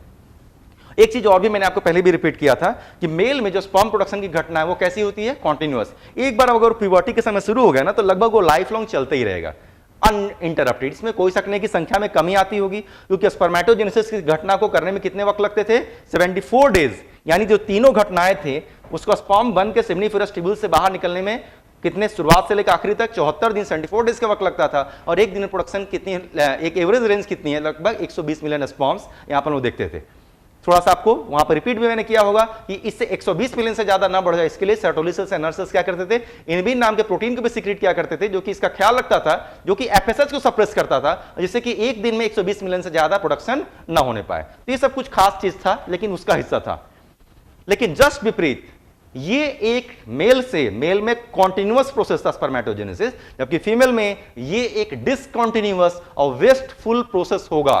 वेस्टफुल प्रोसेस का मतलब इसमें मैक्सिमम जो फीमेल के गैमीट बनाने वाले सेल होंगे वो क्या होंगे, बर्बाद हो जाएंगे, डैमेज हो जाएंगे, वो बचेंगे ही नहीं, वो जीवित ही नहीं रह जाएंगे। और डिसकंटिन्यूअस मतलब 2 बार शुरू होगी और 2 बार गैमीट फॉर्मेशन रुक जाएगी, इसलिए इसको डिसकंटिन्यूअस प्रोसेस भी कहते हैं। तो डिसकंटिन्यूअस एंड वेस्टफुल प्रोसेस हम लोग डिस्कस करने जा रहे हैं। जेस्टेशन पीरियड, किसी भी व्यक्ति, जैसे चाहे वो मेल हो या फीमेल, कितने दिन तक मदर के अंदर रहते हैं, 9 मंथ्स के लिए रहते हैं। इस पीरियड को क्या कहते हैं, जेस्टेशन पीरियड। यानी अब इमेजिन कीजिए कि मदर के यूट्रस वोम के अंदर एक फीमेल बेबी अभी डेवलप होनी बस शुरू ही हुई है। इमेजिन कीजिए अभी मदर के वोम या यूट्रस के अंदर एक फीमेल बेबी अभी डेवलप होनी शुरू ही हुई है। जरा सोचिए, सबसे पहले महीने में क्या उस फीमेल बेबी के कोई भी स्ट्रक्चर बहुत क्लियरली विजिबल होंगे? 9 मंथ्स डेवलप होने में लगते हैं ना। यानी तो जरा सोचिए, बिल्कुल कॉमन सेंस है, यानी पहले महीने में बहुत अच्छे से क्लियरली कुछ भी विजिबल नहीं है। लेकिन फिर भी कहीं ना कहीं तो ओवरी के फॉर्मेशन की शुरुआत होगी। यानी सोचिए, एक फीमेल बेबी का भी जन्म नहीं हुआ, अभी मदर के यूट्रस के अंदर भी है, अभी उसकी फॉर्मेशन, फीमेल बच्ची की एक फॉर्मेशन की भी शुरुआत हो ही रही है, तो कहीं ना कहीं तो उसमें ओवरी नाम के स्ट्रक्चर की बनने की शुरुआत होगी। अभी ही उसके ओवरी में लगभग 1700 के आसपास, मैं जो है एक अप्रॉक्स डाटा बेस कर रहा हूं, आप इसको एग्जैक्ट मानने की गलती मत कीजिएगा, है ना। लेकिन जो साइंस में अप्रॉक्स डाटा लिखा मिलता है, बस मैं उसको रिप्रेजेंट कर रहा हूं। किसी ने आज तक उसको गिन कर नहीं देखा, हो सकता है किसी में 1900 हो सकता है, किसी में 1699 हो। इसको एक मुद्दा मत बनाइएगा कि 1700 ही क्यों आपने कहा, है ना, इसलिए मैंने कह दिया। तो मैं एक अप्रॉक्स डाटा आपको पेश कर रहा हूं। तो जब एक फीमेल बेबी की अभी अंदर मदर के अंदर है, अभी उसकी डेवलपमेंट चल रही है, यानी अभी तो उसके ऑर्गन्स बनने शुरू ही होंगे, कहीं ना कहीं तो ओवरी जैसे स्ट्रक्चर की कुछ ना कुछ तो झलक आई होगी। अभी ही उसके ओवरी में लगभग 1700 कुछ स्पेशल तरीके के सेल बन चुके हैं। इस स्पेशल तरीके के सेल का नाम रखेंगे, सेम नाम जो कि मेल में था, नाम याद कीजिए क्या था, प्राइमोर्डियल जर्म सेल, पीजीसीस। मेल में भी शुरुआत इसी सेल से की थी, स्टेम सेल थे, है ना। तो फीमेल में भी 1700 के आसपास वैसे पीजीसीस नाम के सेल अभी फिलहाल बन चुके हैं। ये पीजीसीस क्या होते हैं? ओब्वियसली डिप्लॉयड सेल हैं, ओब्वियसली स्टेम सेल्स हैं, जिसका काम जिंदगी भर डिवाइड करना होता होगा। लेकिन क्या वाकई जिंदगी भर डिवाइड करेंगे? नहीं, अभी ही तेजी से डिवाइड करने लगी है। पहले महीने में इसकी संख्या लगभग 1700 के आसपास थी ना, दूसरा महीना होते होते उसकी संख्या लगभग 6 लाख के आसपास हो चुकी होगी। सोचिए कितने तेजी से बढ़ रहे हैं। पहले महीने में 1700, अभी दूसरे महीने डेवलपमेंट के फेज चले, उसकी संख्या कितनी हो गई है? 6 लाख के आसपास हो गए हैं। और पांचों महीने आते आते तो उसकी संख्या लगभग 70 लाख के आसपास तक पहुंच चुकी रहती है। 70 लाख मतलब 7 मिलियंस, एक बहुत बड़ी मात्रा होती है। ध्यान रखिएगा, पांचों महीने में 70 लाख, 7 मिलियंस, ये मैक्सिमम नंबर है, क्योंकि अब इसके बाद संख्या में फिर कमी आएगी। वेस्टफुल प्रोसेस, मैंने आपको पहले ही कह दिया क्या है ये वेस्टफुल प्रोसेस। इसमें कई सारे सेल्स बर्बाद हो जाएंगे, ठीक है। तो पहले महीने में थे 1700 पीजीसीस, दूसरे महीने होते होते कितने हो गए? 6 लाख पीजीसीस, प्राइमोर्डियल जर्म सेल जिसको हम लोग कह रहे हैं। और पांचवें महीने होते होते कितने हो गए? लगभग 7 मिलियंस, लगभग 70 लाख के आसपास पीजीसी हो चुके हैं। इसलिए अगर कहीं क्वेश्चन मिल जाए कि प्राइमोर्डियल जर्म सेल की संख्या सबसे ज्यादा कब होती है, तो जेस्टेशन पीरियड के कौन से महीने में? पांचवें महीने में उसकी संख्या सबसे ज्यादा होती है। वापस क्या होगी? उसकी संख्या कमने लगेगी।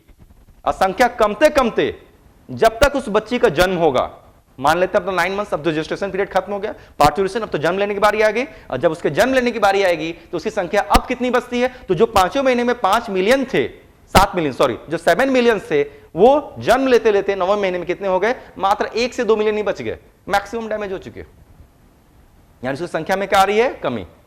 तो फिलहाल अभी मैं उस सेल का नाम क्या रख रहा हूं? पीजीसी। लेकिन आपके एनसीईआरटी में पीजीसी नाम है ही नहीं। आपके एनसीईआरटी में पीजीसी प्राइमोर्डियल जर्म सेल नाम नहीं। किसी ने क्वेश्चन पूछा प्राइमोर्डियल जर्म सेल किसको कहते हैं? सिंपल है, प्राइमोर्डियल जर्म सेल्स वो सेल्स होते हैं, जर्म सेल स्टेम सेल्स वो सेल होते हैं जो कि जिंदगी भर डिवाइड करने की क्षमता रखते हैं। लेकिन ये फिलहाल फीमेल के शरीर में वो प्राइमोर्डियल जर्म सेल्स हैं जो जिंदगी भर ना सही, लेकिन जब तक उसकी डेवलपमेंट चल रही थी, खासकर 5वें महीने तक तो जबरदस्त डिवाइड करने की क्षमता रखते थे। नतीजा उनकी संख्या जो पहले महीने में थी 1700, दूसरे महीने में हो गई 6 लाख, और 5वें महीने होते होते हो गए 70 लाख, मतलब 7 मिलियंस। उसके बाद कमी आते आते जन्म के समय कितने बच गए? मात्र 1 से 2 मिलियन, मतलब 10 से 20 लाख के आसपास ही बच गए। चलिए उसी थ्योरी से आते हैं। अभी तक एनसीईआरटी के बाहर के कुछ लाइन थे, ये मैंने एनसीईआरटी के बाहर के कुछ लाइंस को क्यों जोड़ा? क्योंकि ये कहीं ना कहीं क्वेश्चन आपको जरूर दिखेगा कि सबसे ज्यादा संख्या किस महीने में है, तो 5वें महीने जेस्टेशन में। और इस लाइन को सुनने से एक चीज आपको और समझ में आ गया, ये जो प्रोसेसिंग हो रही है फीमेल का लाइफ में ओवम प्रोडक्शन करने की, इसकी शुरुआत कब हो गई? इसकी शुरुआत तो पहले महीने में हो चुकी थी जेस्टेशन पीरियड की। लेकिन जरा सोचिए, अभी जिस बच्ची का जन्म नहीं हुआ, अभी जिस बच्ची का अभी फॉर्मेशन ही नहीं हुआ, क्या उसके ओवरी में अभी ओवम की आवश्यकता है? जवाब है बिल्कुल नहीं। नतीजा कुछ मेजर घटना घटने वाली है। तो चलिए देखते हैं मेजर घटना क्या क्या है। क्वेश्चन बिल्कुल पूछा है आपने कि पीजीसी फीमेल में लिमिटेड टाइम तक ही ना डिवाइड होता है, तो उसको मैंने ऑलरेडी आपको बता दिया। ये 5वें महीने तक ही वो काफी तेजी से डिवाइड कर रहे थे। नतीजा उसकी संख्या कितनी पहुंच गई थी? लगभग 70 लाख के आसपास, दैट मीन 7 मिलियन तक पहुंच गए थे। उसके बाद उसकी संख्या में कमी आ रही है। संख्या में कमी आते आते जन्म तक वो कितने बच जाएंगे? वो मात्र 1 से 2 मिलियन ही बच जाएंगे। तो ऑलरेडी मैंने इसका आंसर दे दिया। देखिए मियोसाइट्स तो आप किसी को भी कह सकते हैं, वो हर एक सेल जहां पर मियोसिस की घटना घटेगी आप उसे मियोसाइट्स कह सकते हैं। तो मियोसाइट्स एक कॉमन टर्म है, और यहां पर जो स्पेशल शब्द है उसका नाम है पीजीसीस, प्राइमोर्डियल जर्म सेल। रुक जाएं,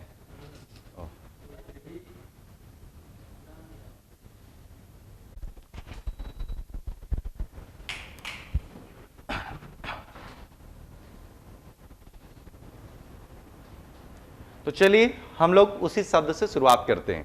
तो एनसीईआरटी में दरअसल पीजीसी नाम नहीं है, लेकिन पीजीसी के समतुल्य एक खास सेल का नाम लिखा हुआ, उसका नाम लिखा हुआ है गैमीट मदर सेल, जिसको ऊगोनिया भी कहते हैं। गैमीट मदर सेल को क्या कहते हैं? ऊगोनिया भी कहते हैं। याद कीजिए इसी क्लास में मैंने आपको एक बेसिक एक ओवरी का मैंने एक ट्रांसवर्स सेक्शन दिखाया था। उस इमेज को मैं थोड़ा सा सिर्फ रिकॉल यहां पर करना चाहूंगा, मैं उसको जोड़ने वाला हूं। याद कीजिए मैंने उसमें क्या किया था, कुछ इस तरीके के सेल्स आपको मैंने बनाए होंगे, है ना। कुछ सेल्स आपको ऐसे ट्यूब जैसे दिख रहे थे, कुछ स्ट्रक्चर आपको ट्यूब जैसे दिख रहे थे, कुछ आपको ऐसे गुच्छे जैसे दिख रहे थे। ये जो ट्यूब जैसे स्ट्रक्चर दिख रहे थे इसको हम लोग क्या कह रहे थे? इसको हम लोग बोल रहे हैं स्टॉप हो गया आ रहा है ना। तो ये जो ट्यूब जैसे स्ट्रक्चर दिख रहे थे इसका नाम मैंने कहा था स्टॉप हो गया। ये जो ट्यूब जैसे स्ट्रक्चर दिख रहे थे, इस ट्यूब जैसे स्ट्रक्चर का नाम था एक ट्यूब, और ऐसे जो गुच्छे जैसे में स्ट्रक्चर में जो सेल्स, इसका नाम था एक नेस्ट। यानी इसको सिर्फ मैं रिकॉल कर रहा हूं कि एक ट्यूब क्या होता है और एक नेस्ट क्या होता है। बफरिंग रुक गया है।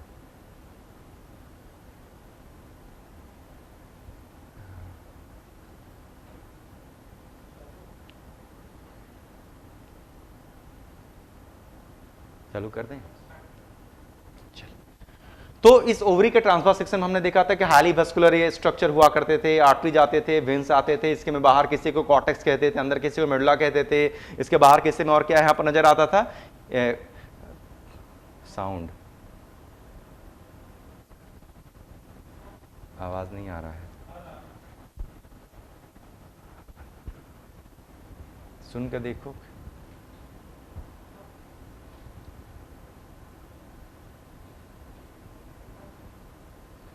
आवाज आ रहा है? ये सब कब इतना मैसेज क्यों आ रहा है? सबका आ रहा है। हेलो,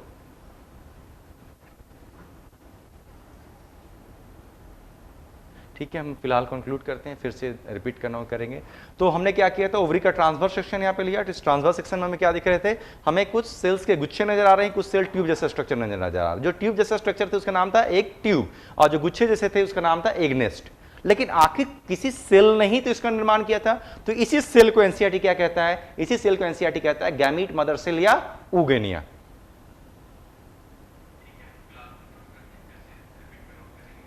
तो इसी सेल को हम लोग कहते हैं यहां पर, तो इसी सेल को हम लोग यहां पर कहते हैं हम लोग इसमें, तो एक ट्यूब हो या एक नेस्ट हो, उसमें जितने भी आपको मदर सेल्स फिलहाल नजर आ रहे हैं, इसी मदर सेल को हम लोग कह रहे हैं हम लोग गैमीट मदर सेल या ऊगोनिया कहते हैं। तो जरा सोचिए, जब एक फीमेल बेबी की जब डेवलपमेंट अभी होने की शुरुआत ही हो रखी है, एनसीईआरटी, अब वापस हम लोग एनसीईआरटी पर थोड़ा आ रहे हैं ना, एनसीईआरटी के लाइंस को छोड़ना उचित नहीं होगा, लेकिन उसको जहां थोड़ा एडवांस करना हो कर लेंगे, वापस एनसीईआरटी पर आते हैं, नहीं तो काफी कुछ चुक जाएगा आपका, है ना। तो एनसीईआरटी के हिसाब से अगर हम लोग फॉलो करें, तो इस एक ट्यूब या एक नेस्ट के अंदर जितने भी आपको छोटे छोटे सेल नजर आ रहे हैं, इसको हम लोग क्या नाम देंगे, इसको हम लोग नाम देंगे गैमीट मदर सेल या ऊगोनिया। और इसी गैमीट मदर सेल या ऊगोनिया ने क्या किया, इसी गैमीट मदर सेल या ऊगोनिया ने, इमेजिन कीजिए, डिसाइड अभी कर लिया कि मुझे अभी मियोसिस को कंप्लीट करके ओवम प्रोडक्शन कर देना। आप जरा सोचिए, एक फीमेल बेबी अभी अंदर अभी उसकी फॉर्मेशन चल ही रही है, लेकिन उस बेबी के भी अंदर के जो ओवरी हैं, वहां पर जो ये गैमीट मदर सेल से ऊगोनिया है, इसने अभी डिसाइड कर लिया कि मुझे अभी ही मियोसिस करके ओवम बना देना है। क्या अभी ओवम की आवश्यकता है? जरा सोचिए, ओवम की आवश्यकता कब पड़ेगी? पहले तो उस फीमेल बेबी का पहले जन्म हो, और जन्म के बाद भी जब उसकी प्यूबर्टी की उम्र आएगी, जो कि लगभग 12 साल की उम्र या 12 से 14 के बीच में आएगी, तब ना ओवम की जरूरत पड़ेगी। क्या अभी ओवम की आवश्यकता है? जवाब है नहीं। लेकिन यहां पर कुछ होगा, तो चलिए अब मैं इसको मिटा के बोलता हूं।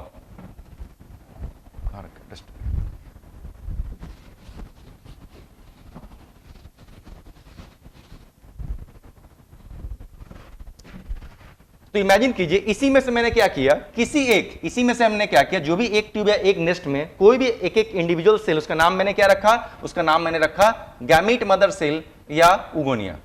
अब आपको ध्यान से सुनना है, गैमीट मदर सेल भी उसको कह रहे हैं, उसी को हम लोग ऊगोनिया भी कह रहे हैं।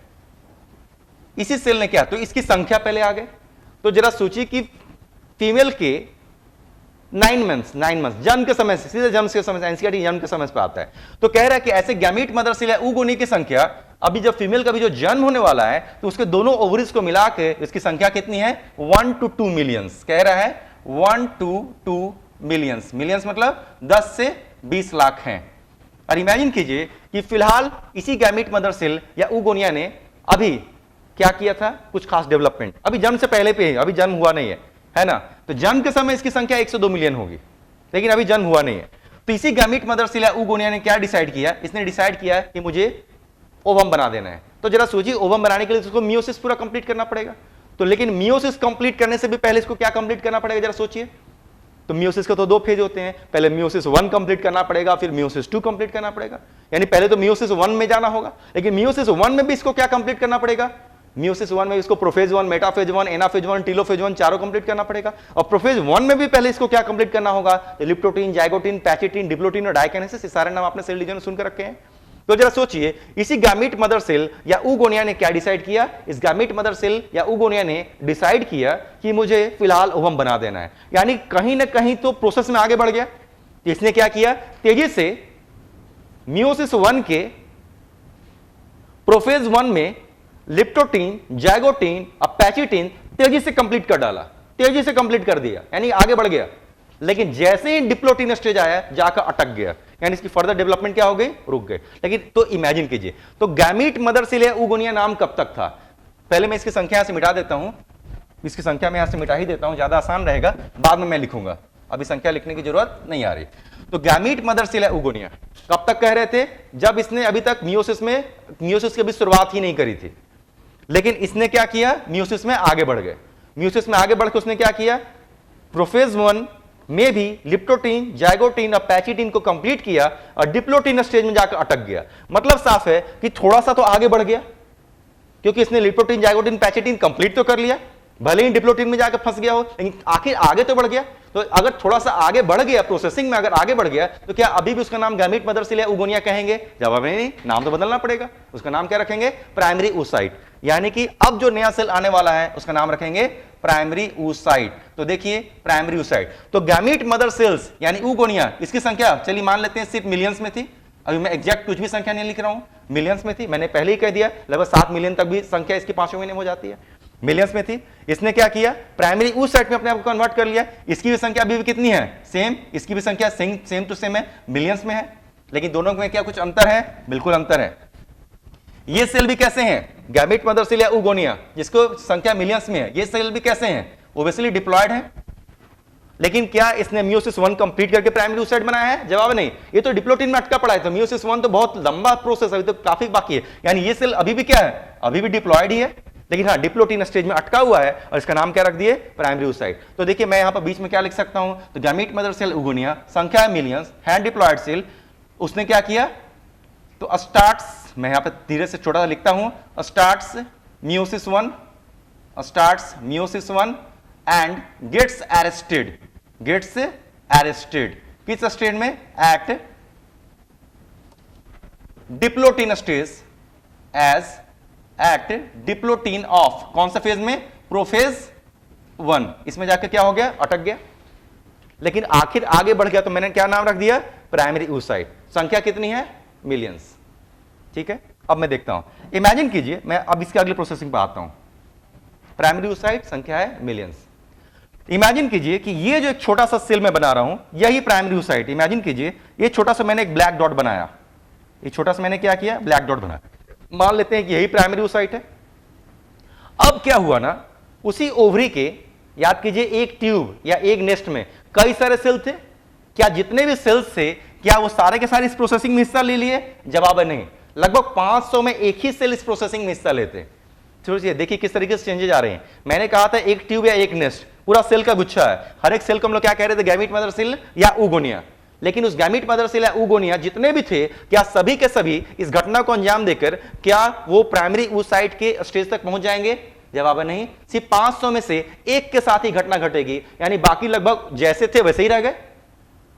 तो 500 में से जो एक सेल इस अवस्था तक पहुंचा, उसका नाम क्या रख रहे हैं, प्राइमरी oocyte। किस स्टेज में है, डिप्लोटीन स्टेज में अटका हुआ है। मान लेते हैं ये जो एक छोटा सा पॉइंट मैंने बनाया, यही है प्राइमरी oocyte। तो बाकी के वो गैमीट मदर सेल या oogonia जिसने अपने आप को प्राइमरी oocyte में कन्वर्ट नहीं किया, क्योंकि एक ट्यूब या नेस्ट में तो कई सारे सेल, मैं कह रहा हूं 500 में एक ही डेवलप हुआ, तो बाकी जो इस प्रोसेसिंग में हिस्सा नहीं लेंगे, उसने क्या किया, इस प्राइमरी oocyte को चारों तरफ से घेर लिया।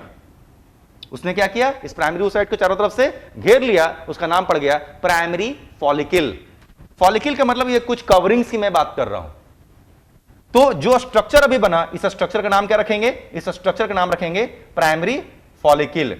यानी देखिए, जो बीचों बीच बस एक सेल था, बस एक क्या है, सेल है, इसके बाहर कोई कवरिंग नहीं है, किस स्टेज में अटका पड़ा है, डिप्लोटीन में, इसका नाम है प्राइमरी oocyte। लेकिन इसी प्राइमरी oocyte को अगर बाकी के जिस सेल में अभी तक कोई डिफरेंशिएशन नहीं हुआ था, उसने घेर लिया, तो इसका नाम पड़ गया प्राइमरी फॉलिकल। तो क्वेश्चन पूछेगा प्राइमरी फॉलिकल के अंदर कौन सा सेल छुपा हुआ है, तो प्राइमरी फॉलिकल के अंदर तो प्राइमरी oocyte बैठा हुआ है। तो ऐसे प्राइमरी फॉलिकल्स की संख्या, फीमेल के बेबी का भी जन्म होने की बारी आ गई, तो जन्म होने की बारी आ गई, तो उसकी संख्या एनसीईआरटी में कितना लिख रहा है, 1 to 2 मिलियंस। तो व्हाट इज प्राइमरी फॉलिकल? अगर क्वेश्चन रहा तो बहुत सिंपल सा स्टेटमेंट है। प्राइमरी फॉलिकल एक ऐसा स्ट्रक्चर है जिसके बीचों बीच एक प्राइमरी oocyte नाम का सेल है जो कि डिप्लोटिनस स्टेज में अटका पड़ा है, और उसके बाहर में कई सारे जो सपोर्टिंग सेल्स हैं जिसके अंदर कोई प्रोसेसिंग नहीं हो पाई थी, क्योंकि 500 में से सिर्फ एक में ही डेवलपमेंट हुई थी, बाकी जिसकी डेवलपमेंट नहीं हुई थी उसने उसे घेर लिया, और स्ट्रक्चर का नाम पड़ा प्राइमरी फॉलिकल। यानी प्राइमरी फॉलिकल के अंदर कौन है? तो प्राइमरी oocyte बैठे हुए हैं। इसकी संख्या अभी कितनी है? 1 to 2 मिलियन। अभी फीमेल के जन्म की बारी आ गई, तो चलिए मैं क्या करता हूं, यानी बर्थ, मैं यहां पर लिख सकता हूं बर्थ, फीमेल के जन्म की क्या हो गई? बारी आ गई। फीमेल के जन्म की बारी आ गई।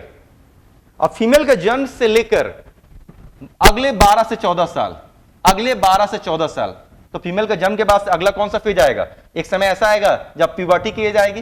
प्यूबर्टी की एज, उस समय से किसके काम की शुरुआत हो जाती है? हार्मोन्स के काम की शुरुआत हो जाएगी। तो फीमेल का जन्म हुआ तो प्राइमरी फॉलिकल्स कितने हैं? 1 से 2 मिलियन। जन्म से लेकर अगले 10 से 12 साल, जब तक प्यूबर्टी हार्मोनल खेल देखने को ना मिले, तब तक क्या इस प्राइमरी फॉलिकल के स्ट्रक्चर में कोई बदलाव हुआ? जवाब है नहीं। जो प्राइमरी फॉलिकल जन्म के समय जैसे दिखते थे, same structure primary follicle puberty की एज आ गई, 12 से 14 साल की उम्र आ गई, अभी भी सेम स्ट्रक्चर दिख रहा है। यानी मैं फिर से क्या बना सकता हूं? बीचों बीच में क्या बना सकता हूं? Primary oocyte। इस प्राइमरी oocyte को मैंने क्या किया? एक सेल के लेयर से कवर करके दिखाया होता है, इसका नाम क्या है? Primary follicle. यानी जन्म के समय भी जिसको हम लोग कह रहे थे प्राइमरी फॉलिकल, प्यूबर्टी के समय अभी भी उसमें कोई चेंज नहीं आया, अभी भी उसकी संख्या क्या है? अभी भी उसका नाम क्या है? Primary follicle. बस एक ही चेंज आया, संख्या। जन्म के समय उसकी संख्या कितनी थी? 1 से 2 मिलियन, लेकिन की उम्र आते आते इसकी संख्या कितनी बच गई? मात्र 60,000 से 80,000, मात्र 60,000 से लेकर 80,000 पर ओवरी इसकी संख्या बच गई। तो जरा सोचिए, जिसकी संख्या 1 से 2 मिलियन मतलब 10 से 20 लाख थी, उसकी संख्या कितनी बच गई? मात्र 60,000 से 80,000 पर ओवरी बच गई। यानी सिर्फ एक ही घटना तो घट रही है, संख्या में कमी आ रही है, और संख्या में कमी आने किसी घटना को कहते हैं फॉलिकुलर एक्ट्रेसिया। अगर क्वेश्चन पूछे कि फॉलिकुलर एक्ट्रेसिया संख्या में कमी कब से आ रही है, तो जरा सोचिए आंसर आपको क्या देना चाहिए? क्या 5वें, क्या 6ठे महीने से नहीं कहना चाहिए जेस्टेशन पीरियड? क्योंकि 5वें महीने की जब जेस्टेशन पीरियड थी तो उसकी संख्या कितनी हो गई थी? 7 मिलियंस। अब 5वें महीने में जिसकी संख्या 7 मिलियंस में थी, जन्म के समय उसकी संख्या कितनी हो गई थी? 1 से 2 मिलियन। यानी संख्या तो आपको 6ठे महीने से ही कमने लगी थी। और जन्म के समय जिसकी संख्या 1 से 2 मिलियन थी, वहां से लेकर प्यूबर्टी आते आते संख्या कितनी बच गई? मात्र 60,000 से 80,000। यानी कि अगर क्वेश्चन पूछे जिस घटना को हम लोग कहते हैं फॉलिकुलर एक्ट्रेसिया, पहला तो क्वेश्चन है फॉलिकुलर एक्ट्रेसिया क्या है, फिर दूसरा मैं बताऊंगा फॉलिकुलर एक्ट्रेसिया क्यों हो रहा है, और तीसरा कितने कब से शुरू हुआ। तो फॉलिकुलर एक्ट्रेसिया क्या है? फॉलिकुलर एक्ट्रेसिया एक ऐसी प्रक्रिया है जिसके अंतर्गत जो प्राइमरी फॉलिकल्स है इसकी संख्या में कमी आती है। एक्ट्रेसिया का मतलब होता है सिकुड़ना, सूखना, इसकी संख्या में कमी आती है, इसी घटना को कहते हैं फॉलिकुलर एक्ट्रेसिया। तो पहले मैंने बताया फॉलिकुलर एक्ट्रेसिया क्या है। दूसरा पूछेगा फॉलिकुलर एक्ट्रेसिया शुरू कब से हुआ? तो शुरू 6ठे महीने के जेस्टेशन पीरियड से ही हो गया, क्योंकि 5वें महीने में इसकी संख्या तो लगभग 7 मिलियन थी। जन्म होते होते संख्या बहुत कम गए थे, और प्यूबर्टी आते आते तो संख्या बहुत कम गया, लेकिन शुरुआत तो हो गया था कहां से? 6ठे महीने के जेस्टेशन पीरियड से। हालांकि विजिबल कब से हुआ? विजिबल तो तभी से होगा जन्म के बाद से विजिबल होगा। तो आपके एनसीईआरटी में सिर्फ जन्म से लेकर प्यूबर्टी तक की कहानी बताता है, जन्म से पहले भी जो फॉलिकुलर एक्ट्रेसिया हो रहे थे उसके बारे में कोई मेंशन नहीं है। लेकिन ध्यान दीजिए क्वेश्चन एडवांस रहेगा, जो 6ठे महीने के जेस्टेशन पीरियड को शामिल करना पड़ेगा, उस समय से फॉलिकुलर एक्ट्रेसिया हो गई थी। और तीसरा क्वेश्चन अगर पूछेगा ये फॉलिकुलर एक्ट्रेसिया क्यों हुआ, ये कारण अब सुनने की बारी है। बहुत आसान सा क्लू है। इमेजिन कीजिए थोड़ा सा एक जमीन का टुकड़ा हो, मिट्टी है मेरे पास, छोटा सा मिट्टी है। मैंने क्या किया, उतने छोटे से मिट्टी के एरिया मिट्टी में मैंने क्या किया, मिलियंस ऑफ किसी फ्लावर की सीड वगैरह मैंने डाल दिए। जरा सोचिए इतने छोटे से जमीन पर क्या मिलियंस ऑफ सीड्स किसी प्लांट वगैरह में कन्वर्ट हो पाएंगे? क्या उसको जगह है? उतना जगह ही नहीं है डेवलप होने का, जगह भी नहीं है। दूसरा किसके लिए मारामारी हो रही है? न्यूट्रिशन के लिए मारामारी हो रही है। तो छोटे से अभी जिस बच्ची का जन्म नहीं हुआ है उसके ओवरी के अंदर अगर ऐसे मिलियंस ऑफ स्ट्रक्चर डेवलप होना चाहेंगे तो क्या वहां स्पेस है? पहला तो स्पेस नहीं है, दूसरा न्यूट्रिशन भी नहीं है। तो स्पेस और न्यूट्रिशन नहीं होने की वजह से ऑब्वियसली उसमें से मैक्सिमम की क्या हो जाएगी? मौत। और इसी घटना को हम लोग कहते हैं फॉलिकुलर एक्ट्रेसिया। तो 3 चीज मैंने आपको फॉलिकुलर एक्ट्रेसिया के बारे में बताया। पहला शुरू कब से होगा? 6ठे महीने के जेस्टेशन पीरियड से शुरुआत हो गई थी। हालांकि विजिबल कब से हुई है? बर्थ से लेकर प्यूबर्टी के बीच में बहुत जबरदस्त कमी आई है जो कि विजिबल है। दूसरा क्या होता है? संख्या में कमी को कहते हैं फॉलिकुलर एक्ट्रेसिया। और तीसरा क्यों होता है? Due to nutritional deficiency and shortage of space, जगह की कमी है यहां पर। हमेशा ध्यान रखिएगा। तो अभी तक बिल्कुल एनसीईआरटी फॉलो करें, एनसीईआरटी के बाहर जाएंगे वो भी मौका आएगा तो जाएंगे, अभी तक एनसीईआरटी पर, अब इसको एक्सपैंड कर रहे हैं हम लोग। तो गैमीट मदर सेल oogonia कैसे थे? डिप्लॉयड। उसने अपने आप को प्रोसेसिंग करके आगे बढ़ा दिया, डिप्लोटिन स्टेज में आकर अटक गए, लेकिन उसके आगे प्रोसेसिंग नहीं हुई, नाम पड़ा उसका प्राइमरी oocyte। लेकिन अभी भी क्या है? डिप्लॉयड। क्योंकि हैप्लॉयड तो तब होंगे जब पूरा म्यूसिस 1 कंप्लीट हो गया, तो बहुत दूर है। इसने क्या किया? अपने आप को और फर्दर ग्रो करना शुरू किया। नतीजा कुछ वैसे सेल्स जिसमें डेवलपमेंट नहीं हो रही थी, इसने उसको घेर लिया, नाम पड़ा प्राइमरी फॉलिकल। और प्राइमरी फॉलिकल के बीच में कौन है? प्राइमरी oocyte है। और प्राइमरी फॉलिकल की संख्या जन्म के समय इतनी थी, प्यूबर्टी आते आते इतनी बचेगी। अब यहां से मेन खेल की शुरुआत हम लोग करते हैं। तो अभी तक जिस खेल को हम लोग देख रहे थे, ये देख रहे थे कि प्राइमरी फॉलिकल क्या है। और सिर्फ ध्यान रखिएगा, 500 में से सिर्फ एक ही गैमीट मदर सेल या oogonia को ओवम बनाने का मौका मिलेगा। तो ये एक रेशियो है।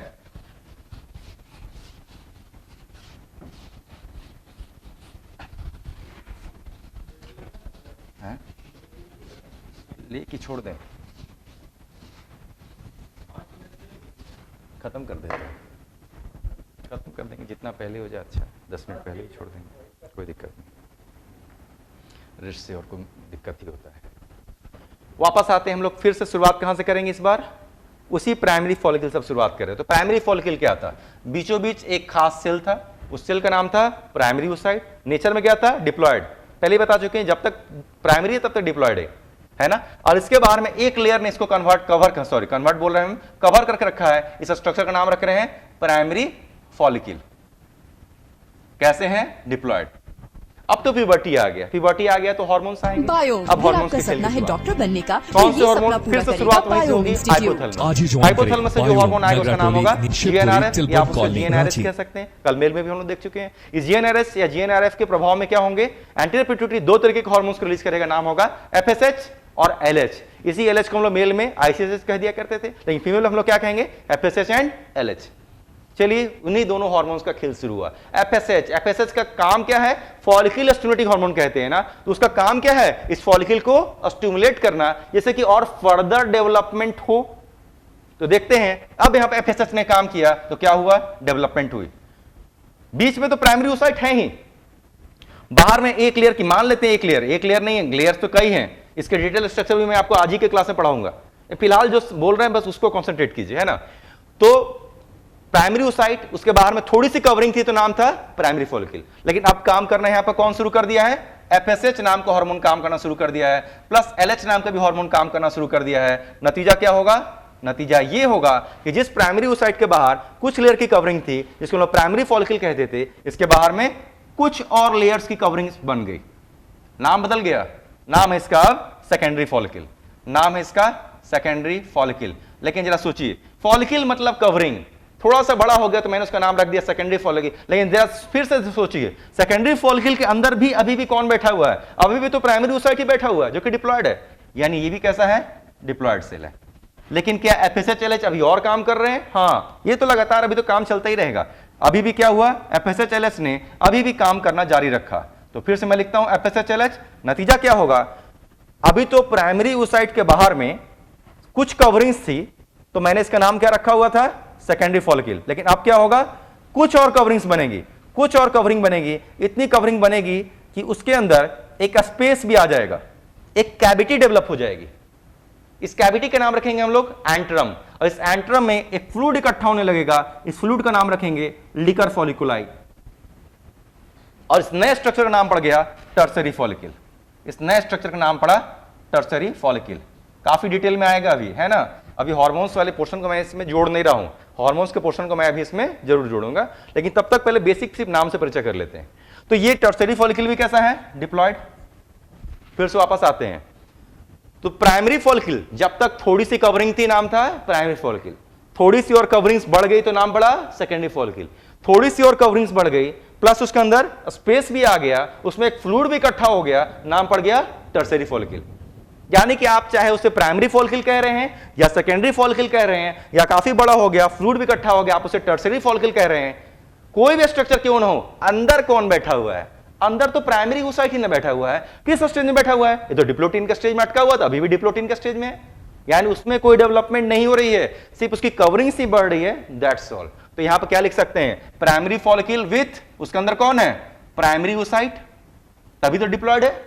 सेकेंडरी फॉलिकल कुछ कवरिंग बढ़ गई, लेकिन उसके अंदर अभी भी कौन है? अभी भी उसके अंदर प्राइमरी oocyte ही है, यानी अभी भी क्या है, डिप्लॉयड। और कुछ और कवरिंग्स बढ़ गई, काफी बड़ा हो गया, फ्लूइड आ गया, टर्शियरी फॉलिकल, लेकिन उसके अंदर अभी भी कौन बैठा हुआ है, उसके अंदर अभी भी तो प्राइमरी oocyte ही बैठा हुआ है। अक्सर लोग यही सब पेज में फंस जाते हैं कि किस फॉलिकल के अंदर कौन बैठा हुआ है। अंदर तो कोई डेवलपमेंट हो ही नहीं रही है, अंदर तो प्राइमरी oocyte यहां भी था, प्राइमरी oocyte यहां भी था, प्राइमरी oocyte यहां भी था। ये कौन है, एक ऐसा स्ट्रक्चर है जो कि डिप्लोटिन स्टेज में रुका हुआ है, दैट्स ऑल। कवरिंग्स बढ़ते चली गई, इसका नाम पड़ गया प्राइमरी सेकेंडरी टर्शियरी फॉलिकल। घटना कौन करा रहा है, एफएसएच और एलएच नाम के हार्मोन करा रहे हैं। बहुत डिटेल में बताएंगे, लेकिन पहले सिर्फ सुन ले रहे हैं इसको, बेसिक तरीके अभी आपको एनसीईआरटी कवर कर रहे हैं। लेकिन क्या डेवलपमेंट रुक गई, अभी भी काम हो रहा है ना, अभी भी। अब चलिए अगले इमेज को आते हैं, अभी भी सेम हार्मोन एफएसएच एलएच क्या कर रहे हैं, अभी भी काम किए जा रहे हैं, अभी भी एफएसएच प्लस एलएच इसके ऊपर काम किए जा रहे हैं। लेकिन अब कुछ घटना घटेगी। टर्शियरी फॉलिकल के बाद पहली बार इसके अंदर बैठा हुआ प्राइमरी oocyte जो कि डिप्लोटिन स्टेज में अटका पड़ा था, पहली बार यहां से आगे बढ़ जाएगा। और सिर्फ आगे ही नहीं बढ़ेगा, बहुत आगे बढ़ेगा। जरा देखते हैं क्या क्या इसने कवर कर लिया।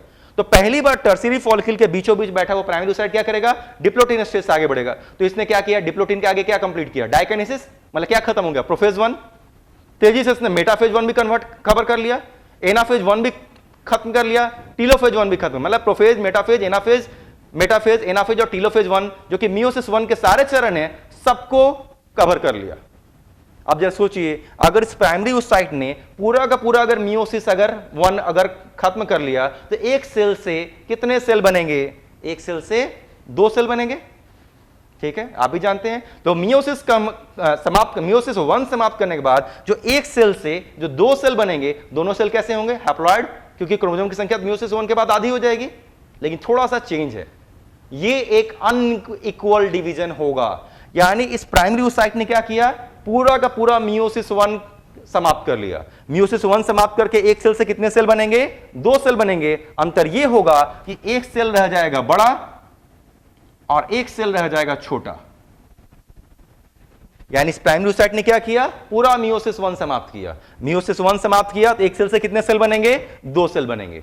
लेकिन ये एक अनइक्वल डिवीजन होगा, एक बड़ा होगा एक छोटा होगा। दोनों कैसे हैं, दोनों अब हैप्लॉइड होगा, क्योंकि मियोसिस 1 खत्म होगा तो हैप्लॉइड हो जाएंगे। नाम चेंज हो गया, जो बड़ा रह गया उसका नाम क्या रखेंगे, सेकेंडरी oocyte। पहले भी कहते जब तक वो डिप्लॉयड उसका नाम क्या है, प्राइमरी, और जैसे ही वो हैप्लॉइड हुआ उसका नाम रखे सेकेंडरी oocyte। ये ओवम की ही एक वैरायटी है, जिसका पूरा नाम होगा secondary oocyte stage of ovum. यानी क्वेश्चन है, what is secondary oocyte stage of ovum. Primary oocyte ने मियोसिस 1 को खत्म करके अनइक्वल डिवीजन किया, जो बड़े रह गए उसका नाम है secondary oocyte stage of ovum, जो कि हैप्लॉइड है। और जो छोटा है ये भी हैप्लॉइड ही है, लेकिन इसका नाम होता है फर्स्ट पोलर बॉडी। क्या अंतर है, एक चीज का बहुत जबरदस्त अंतर है, जेनेटिक मटेरियल तो दोनों में गए। ये तो डिप्लॉयड था ना, एक डिप्लॉयड से कितने बने हैप्लॉइड, ये भी हैप्लॉइड है ये भी हैप्लॉइड, मतलब जेनेटिक मटेरियल तो दोनों में गए। लेकिन जो साइटोप्लाज्म है ना, वो पूरा का पूरा इसी में चला आया, इसके अंदर साइटोप्लाज्म में गया ही नहीं। यानी जो छोटा सा स्ट्रक्चर आपको दिख रहा है, जिसको हम लोग यहां पर फर्स्ट पोलर बॉडी नाम देंगे, इसके अंदर chromosome that mean genetic material तो है, लेकिन साइटोप्लाज्म बिल्कुल ही नहीं है। और साइटोप्लाज्म नहीं होने की वजह से ये कभी डिवाइड नहीं करेगा, क्योंकि हमेशा ध्यान रखिए, आपने एक खास थ्योरी सुना होगा सेल डिवीजन के लिए, न्यूक्लियर साइटोप्लाज्मिक रेशियो। उम्मीद करते हैं कि आपने सुना होगा, नहीं भी सुना है तो आप इसको सेल डिवीजन वाले पोर्शन में इसको आप सॉर्ट आउट करा सकते हैं कि कैसे होता होगा। तो एक खास चीज होता है, एक सेल को डिवाइड करने के लिए उसके न्यूक्लियस और साइटोप्लाज्म के बीच एक खास रेशियो होता है, उसको मेंटेन करना होता है। देखो तो क्या, जिसका नाम हम लोग यहाँ पर फर्स्ट पोलर बॉडी कह रहे हैं, क्या ये न्यूक्लियस और साइटोप्लाज्म का रेशियो मेंटेन कर पाएगा, कर ही नहीं पाएगा। क्यों नहीं कर पाएगा, क्योंकि इसके पास साइटोप्लाज्म है ही नहीं। तो अगर न्यूक्लियर साइटोप्लाज्म है ही नहीं, तो न्यूक्लियर साइटोप्लाज्मिक रेशियो ही नहीं बनेगा। जब रेशियो मेंटेन नहीं करेगा तो इसके पास डिवाइड करने की क्षमता ही नहीं रहेगी। लेकिन एनसीईआरटी में इस मामले को थोड़ा कंफ्यूजिंग बना दिया। एनसीईआरटी ये कहता है कि हम लोग अभी तक नहीं जानते कि फर्स्ट पोलर बॉडी डिवाइड या नहीं करेगा। ये एक बेवकूफी बड़ा चीज है, क्योंकि फर्स्ट पोलर बॉडी कभी भी डिवाइड नहीं करेगा। क्यों नहीं करेगा, क्योंकि इसके पास साइटोप्लाज्म है ही नहीं। तो जो बड़ा सा है उसका नाम है secondary oocyte stage of ovum. ये भी क्या हो गया है, हैप्लॉइड। एक में मैं एन लिख देता हूं। और जो छोटा सा है वो कौन सा है, वो फर्स्ट पोलर बॉडी। ये भी क्या हो गया है, हैप्लॉइड। क्या बाहर में जितने कवरिंग्स थे वो अभी भी हैं, वो तो है ही ना, क्योंकि घटना कहां पर घट रही है, ये घटना तो बीचों बीच घटी है। यानी जहां पर पहले हमें सिर्फ एक प्राइमरी oocyte नजर आता था, अब वहां पर हमें secondary oocyte stage of ovum और फर्स्ट पोलर बॉडी दोनों नजर आ रहे हैं। क्या बाहर की कवरिंग है, वो तो रहेगी ना, वो कहां गई है। तो चलिए मैं बाहर की कवरिंग फिर से बना लेता हूं। तो बाहर जितनी भी कवरिंग्स थे वो सारी कवरिंग्स हैं। इमेजिन कीजिए टर्सरी फॉलिकल में जितने कवरिंग्स थे वो सारे कवरिंग्स अभी भी हैं। नतीजा उसके अंदर एक फ्लूइड कैविटी भी थी जिसका नाम था एंट्रम, उसके अंदर एक फ्लूइड भी था, नाम था लिकर फॉलिकुला, जो था वो अभी भी है। लिगमेंट कहां हो गया? तो प्राइमरी ओसाइट्स कन्वर्ट हो गया है, secondary oocyte stage of ovum जो हैप्लॉइड है, प्लस कन्वर्ट हो गया है फर्स्ट पोलर बॉडी, और ये भी हैप्लॉइड ही है, फर्स्ट पोलर बॉडी डिवाइड नहीं करेगा। तो पहला चेंज कहां पर हुआ? इस जगह पर हुआ, और दो जगह पर चेंज होंगे। इस स्ट्रक्चर से इस स्ट्रक्चर के बीच में ओवरऑल 3 चेंजेज होने वाले हैं। पहला चेंज मैंने बता दिया, इसके प्राइमरी ओसाइट ने अपने आप को सेकेंडरी ओसाइट और ऊटिड में कन्वर्ट कर लिया। दूसरा चेंज क्या होगा? दूसरा चेंज ये होगा कि बाहर में कुछ और कवरिंग्स बढ़ जाएंगे। दूसरा चेंज क्या होगा? बाहर में कुछ और लेयर्स के कवरिंग्स यहां पे बढ़ जाएंगे। दूसरा चेंज हो गया। इसका नामकरण करेंगे। एनसीईआरटी फिलहाल क्या कहता है? एनसीईआरटी कहता है कि बाहर में जो नए कुछ लेयर बने इसका नाम थीका एक्सटर्नल रखेंगे, और उसके ठीक अंदर जो लेयर इसका नाम थीका इंटरनल रखेंगे। लेकिन इसको काफी डिटेल में आपको पढ़ाएंगे हम, है ना। फिलहाल सिर्फ एनसीईआरटी के लाइंस को मैं कवर कर रहा हूं। तो एनसीईआरटी ने कहा क्या चेंज हो गए? पहला तो प्राइमरी ओसाइट कन्वर्ट हो गया secondary oocyte plus first polar body में। दूसरा क्या चेंज हो गया? कुछ एक थीका एक्सटर्नल नाम की भी लेयर आ गई, और उसके अंदर थीका इंटरनल नाम की भी लेयर आ गई। ये दूसरा चेंज कह दिया। एक और चेंज हो रहा है, तीसरा चेंज की तरफ आ रहे हैं।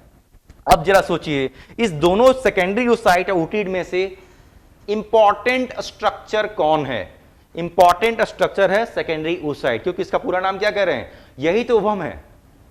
इसको हम लोग कह रहे हैं secondary oocyte stage of ovum, यानी ओवम की एक ऐसी स्टेज जिसने मियोसिस 1 तो कंप्लीट कर लिया है, इसका नाम है सेकेंडरी ओसाइट, लेकिन इसने अभी मियोसिस 2 कंप्लीट नहीं किया है। ठीक है, थोड़ा सा इसको मैं और अभी एनसीईआरटी से थोड़ा बाहर निकलूंगा, लेकिन एक इंपॉर्टेंट लाइन एनसीईआरटी में समाप्त कर रहा हूं। अब क्या होगा? अब ये होगा कि जो सेकेंडरी ओसाइट है इसने भी कुछ सिक्रेशन करना शुरू किया। ध्यान से सुनना है, सेकेंडरी ओसाइट क्या होगा? इसने भी कुछ सिक्रेशन करना शुरू किया। किधर की तरफ? बाहर की तरफ। उसी तरीके से बाहर के जो कवरिंग के सेल हैं, कवरिंग के सेल को सामान्यतः क्या है? फॉलिकल कहते हैं, फॉलिकल है ना, तो फॉलिकुलर सेल्स कह सकते हैं। उसी तरीके से बाहर के जो फॉलिकुलर सेल्स हैं इसने भी कुछ सिक्रेशन करना शुरू किया। किधर की तरफ? अंदर की तरफ। यानी अभी दो जगह से सिक्रेशन आने वाली है। पहला, सेकेंडरी ओसाइट ने कुछ सिक्रेशन किया बाहर की तरफ, और दूसरा जो बाहर के फॉलिकुलर सेल्स हैं इसने भी कुछ सिक्रेशन किया अंदर की तरफ। नतीजा एक मेम्ब्रेन बनने वाला है। नतीजा क्या होगा? एक मेम्ब्रेन बनेगा, और वो मेम्ब्रेन क्या करेगा कि सेकेंडरी ओसाइट को चारों तरफ से घेर लेगा। मेम्ब्रेन क्या करेगा? सेकेंडरी ओसाइट को चारों तरफ से घेर लेगा। इस मेम्ब्रेन का नाम रखते हैं हम लोग जोना पेलुसिडा। तो इस जोना पेलुसिडा से संबंधित 2 क्वेश्चन है। पहला, जोना पेलुसिडा नाम की जो कवरिंग है या जो मेम्ब्रेन है, इसको बनाया किसने? एनसीईआरटी से बाहर आ रहे हैं, तो इसको किसने बनाया? इसको सेकेंडरी ओसाइट ने भी कुछ सिक्रेशन किया बाहर की तरफ, और फॉलिकुलर सेल्स ने भी कुछ सिक्रेशन किया अंदर की तरफ, और इन दोनों सिक्रेशन के जमने की वजह से जोना पेलुसिडा नाम की एक लेयर बनी। पहला मैंने आंसर दे दिया कि जोना पेलुसिडा बना कैसे, और दूसरा ये आपको आंसर यहां पर देंगे कि जोना पेलुसिडा नाम की इस लेयर में सेल हैं या नहीं है। सेल कहां से होंगे? क्योंकि जोना पेलुसिडा तो सिक्रीशन से ना बना है, तो सिक्रीशन से जब एक मेम्ब्रेन बनेगा तो उसमें सेल कहां से आ जाएंगे? सेल होंगे ही नहीं। तो पूछेगा जोना पेलुसिडा सेलुलर लेयर है या ए सेलुलर लेयर? आंसर होगा ए सेलुलर लेयर। मतलब ए मतलब absence of cell is called acellular condition. अभी तक आपके एनसीईआरटी को लाइन को कवर किए, तो अब एनसीईआरटी की लाइन को एक बार तेजी से रिफ्रेश करके अब एडवांसमेंट की तरफ बढ़ते हैं हम लोग, है ना, एडवांसमेंट की तरफ। तो एनसीईआरटी ने क्या कहा? प्राइमरी फॉलिकल बीचों बीच है प्राइमरी ओसाइट डिप्लॉयड, कुछ कवरिंग थी प्राइमरी फॉलिकल, कुछ और कवरिंग बढ़ गए सेकेंडरी फॉलिकल, कुछ और कवरिंग बढ़ गए, कैविटी आ गया, फ्लूइड आ गया, टर्सरी फॉलिकल। लेकिन प्राइमरी हो, सेकेंडरी हो, टर्सरी हो, सबके अंदर कौन बैठा हुआ है? सबके अंदर बैठा हुआ है प्राइमरी ओसाइट। पहली बार प्राइमरी ओसाइट डिवाइड करेगा, मियोसिस 1 पूरा कंप्लीट कर डालेगा, कंप्लीट करके 2 अनइक्वल साइज के सेल बनेंगे। बड़े का नाम secondary oocyte stage of ovum, छोटे का नाम है first polar body. Which is more important? Secondary oocyte stage of ovum क्या है? More important. नतीजा इसको क्या करना होगा? एक कवरिंग में ढक लेना होगा। कवरिंग क्या होगा? नाम होगा जोना पेलुसिडा। जोना पेलुसिडा क्या है? मेम्ब्रेन है। मेम्ब्रेन को बनाया किसने? खुद सेकेंडरी ओसाइट ने भी सिक्रेशन किया, और बाहर के फॉलिकुलर सेल्स ने भी सिक्रेशन किया। नतीजा जोना पेलुसिडा नाम की एक बिना सेल की लेयर एक बन गई, जिसका काम था सेकेंडरी ओसाइट को फर्स्ट पोलर बॉडी से सेपरेट करना, क्योंकि बहुत इंपॉर्टेंट स्ट्रक्चर है। और यही नहीं, बाहर कुछ और एडिशनल कवर बन गए, और अब जो नया स्ट्रक्चर बना इसका नाम क्या है? Graphene follicle. पूरी तरीके से डेवलप हो गया है, इसलिए इसको ग्राफिन फॉलिकल को मैच्योर फॉलिकल भी कहते हैं। यानी यहां पर जो स्ट्रक्चर आपको दिख रहा है इसको हम लोग क्या कहेंगे? पहला कहेंगे ग्राफिन फॉलिकल, क्योंकि और मैच्योरेशन की संभावना नहीं है, इसलिए इसको क्या कहेंगे? इसको हम लोग मैच्योर फॉलिकल भी कहेंगे। इसलिए इसको हम लोग मैच्योर फॉलिकल भी कहेंगे। तो ग्राफियन फॉलिकल को मैच्योर फॉलिकल भी कहेंगे। और ग्राफियन फॉलिकल मैच्योर फॉलिकल के अंदर कौन है? इसके अंदर सेकेंडरी ओसाइट भी है प्लस फॉस्फोलर बॉडी है, और सेकेंडरी ओसाइट को घेरने के लिए एक मेम्ब्रेन है जोना पेलोसिडा, और दोनों सेल हैं हैप्लॉइड। ये यहां पर मियोसिस 1 कंप्लीट होता हुआ दिख रहा है।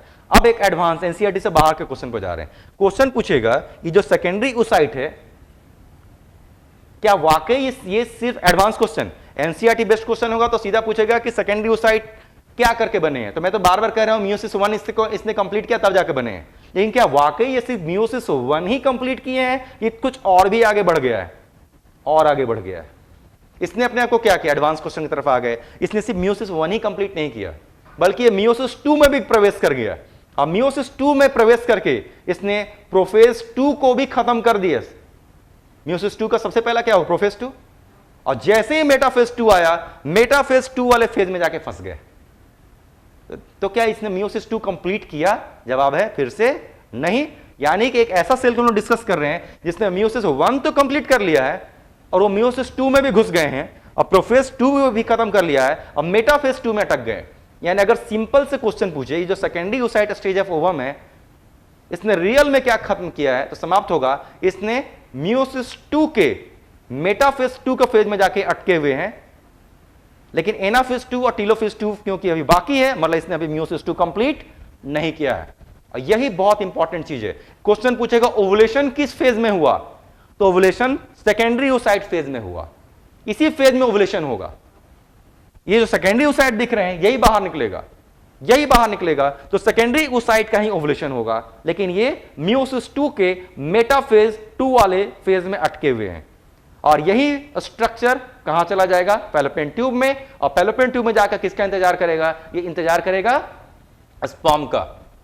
अगर स्पर्म्स पहुंच गए तो फर्टिलाइजेशन आगे बढ़ सकता है, लेकिन अगर स्पर्म नहीं पहुंचे या फर्टिलाइजेशन किसी भी वजह से अगर नहीं हुआ तो ऑब्वियसली ओवम बेकार हो जाएंगे, क्योंकि इस ओवम की आयु ज्यादा नहीं होती, 2 से 3 दिन की इसकी आयु होगी। स्पर्म की लाइफ कितनी होती है? 24 घंटे, लेकिन ओवम की लाइफ कितनी होती है? 2 से 3 दिन।